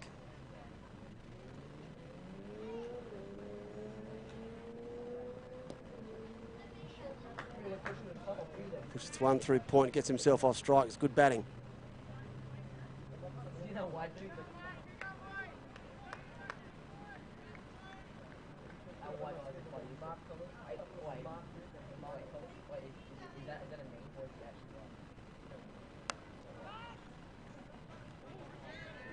Robbins again clubs one through the leg side.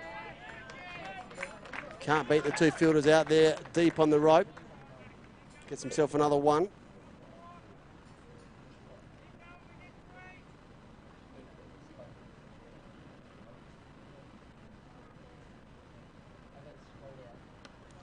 Dougal launches himself into his work. Swings one through the leg side. Well, I thought he might have come in and just made sure he rotated the strike. He's gone 3 better than that.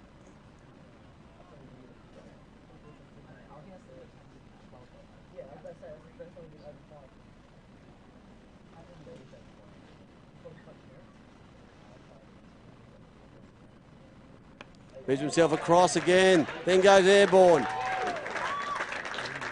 4-6.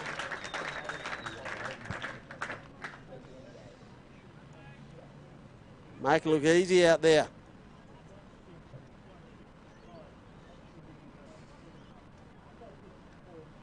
Haven't been able to close down these boundaries, Port Adelaide. Nice adjustment. It plays the glide through third man, certainly 2. And that's all it will be.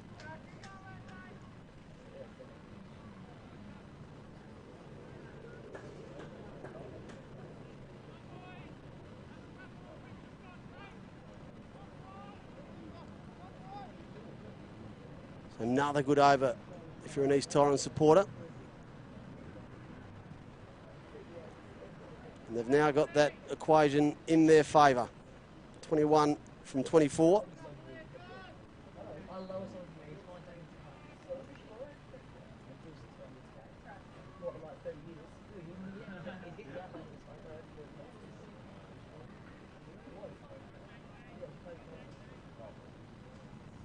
Robbins, who's 39. Excellent since he joined Lehman out there after a good opening partnership. That was just broken not long ago, and looks like he started another one instantly. Dougal, who's raced a 13 off 5. He gets on the march, pushes one to mid-on. If they're quick, they might get 2 out of it. Puts a halt to that. Dougal thought about coming back.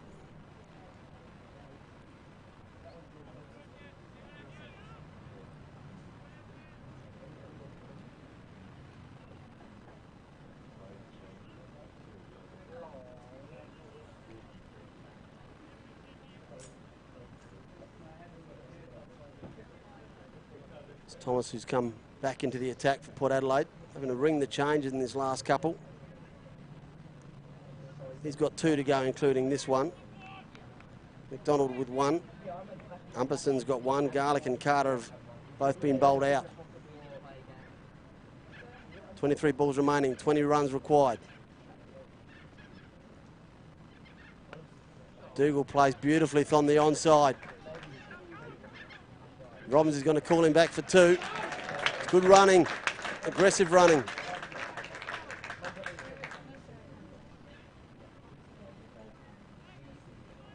Nice little cameo, this one. From Dougal, the man with the long hair running out the back of the helmet. Bit of a rarity.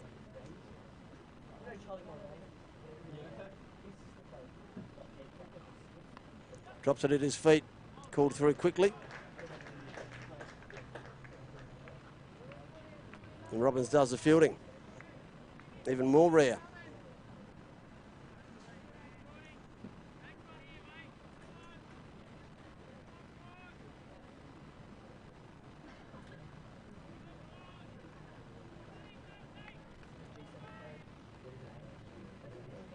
Hope you've enjoyed the stream so far. Adelaide live stream bringing you all the action. Pickles here with you in the box, calling this and the last overs. Again up in the block hole and dug out.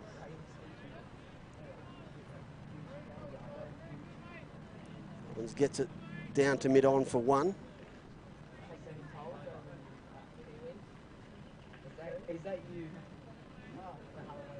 Gets himself into the 40s.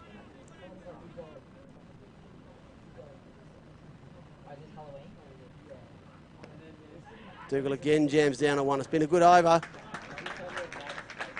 They've been able to rotate the strike off every ball, if I'm not mistaken. Might look for the Cricket Australia acknowledgement on that assessment. Again, I've got the nod.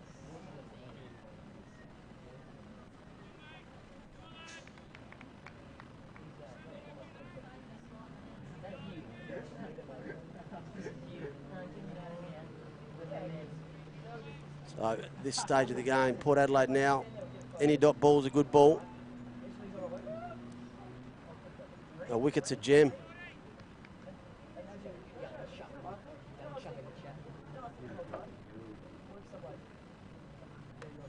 Slashed over the top of point. Lands between the two fielders. Thought about two. Keep it down to one.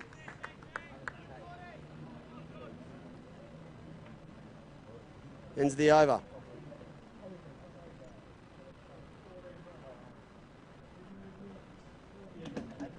$17 gone. 2 for 180.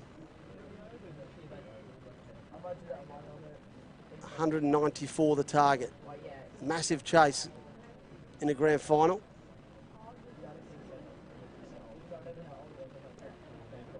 With 18 balls remaining, no one in this massive crowd has gone anywhere. No one knows which way this one's going to go.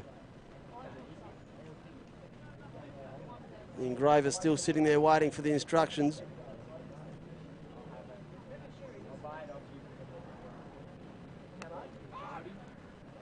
Dougal trapped halfway down the track. Did enough to scoot back. No damage done.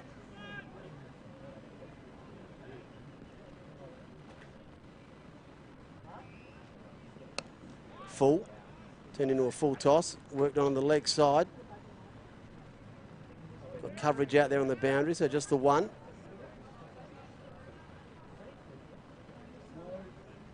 Robbins and Dougal just happy to work the ones, knowing that they're in front of the run rate at the moment. And is this the conference? This is the wicket plan. We can't allow them to get one a ball. They'll get there. I need you to come up with a couple of dot balls. I need you to manufacture a wicket.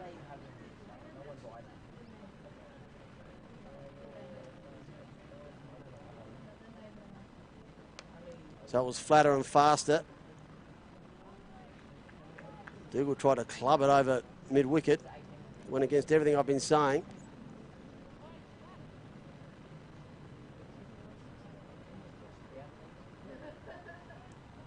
But he got himself a dot ball. So they're going to bring the man up inside the ring who was at long on. Push another man back on square leg. The man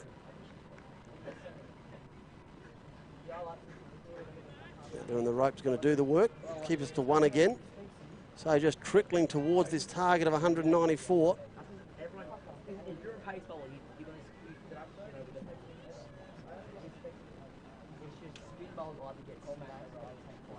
False alarm.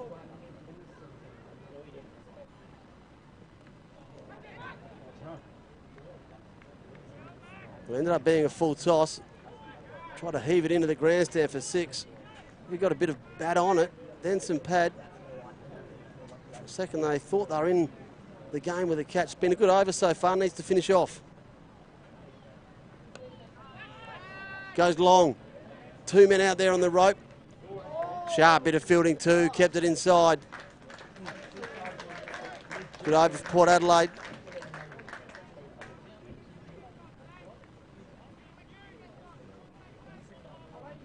And we're just 2 overs to go.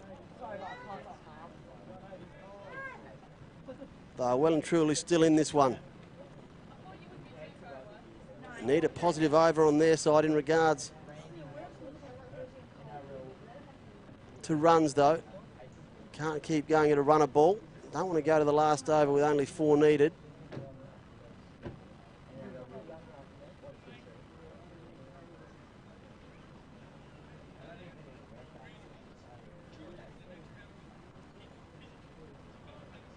So in the context of this match, this is a massive over for them.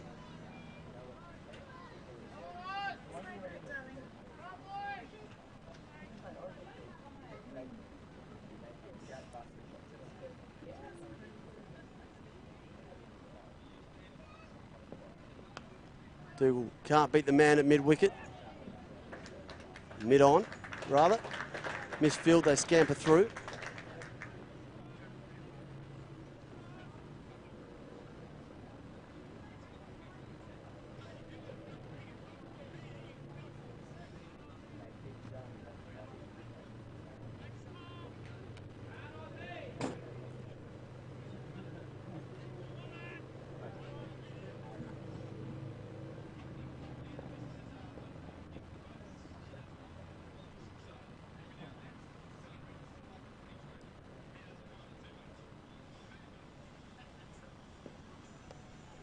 Robbins backs away again. They take a risky single.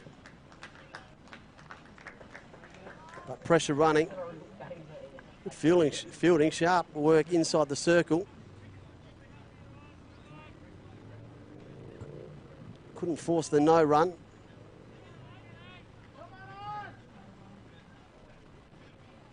Robbins gets himself off strike.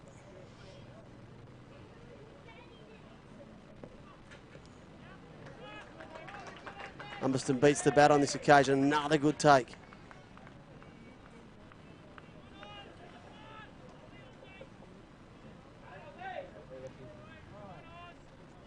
Lehman and Cramner opened the batting, put on 88 before Cramner was out. Robbins joined Lehman. They took it to 158.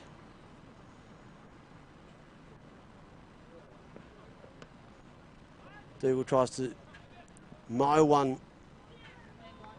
Can only go as far as long off.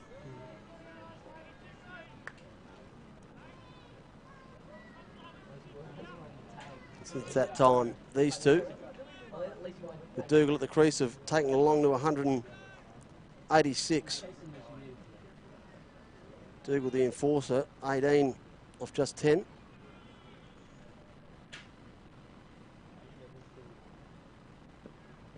Another full ball, glides one down. Intentional or not, who knows? If he did, he played it very, very fine. He gets it all the way to the rope for 4 and brings up his 50. Acknowledged by this big crowd. It's been a fantastic knock.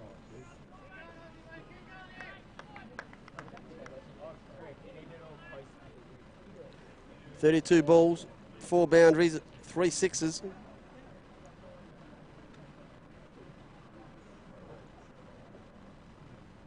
Now just 3 runs remaining.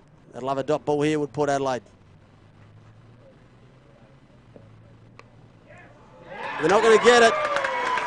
It's a boundary. The Robbins, punch of the air, throw the bat from Dougal. They've come up with a victory, a great way to do it as well.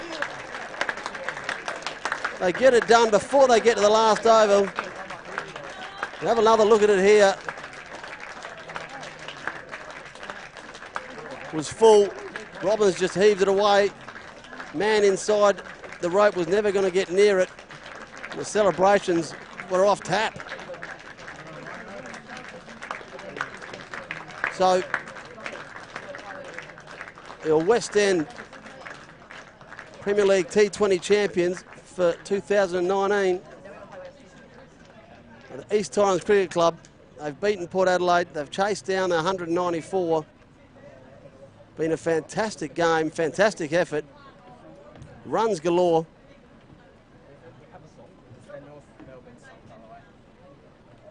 Might just stay with these two teams as they walk out to congratulate each other. No doubt there will be some congratulations from the East Torrens boys as once they get closer to these two batters. Of course, Jake Lehman as well, who played a massive hand. And Cramner, who helped get them off to such a good start.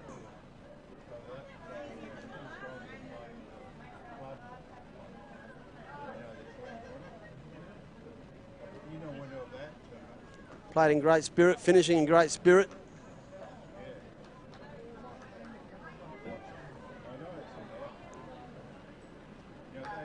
You see Justin, your top left, just corner there. A few of the boys starting to get around. The batters are out there in the middle. Well, great game, great result if you're an East Torrens cricket fan. From all of us here at the Adelaide live stream, been very happy to bring it to you. From the next time we go live, which will be for the women's T20 final, which we played also live here at Karen Rolton Oval rather. We'll see you then. It's Adrian Pickles saying good night.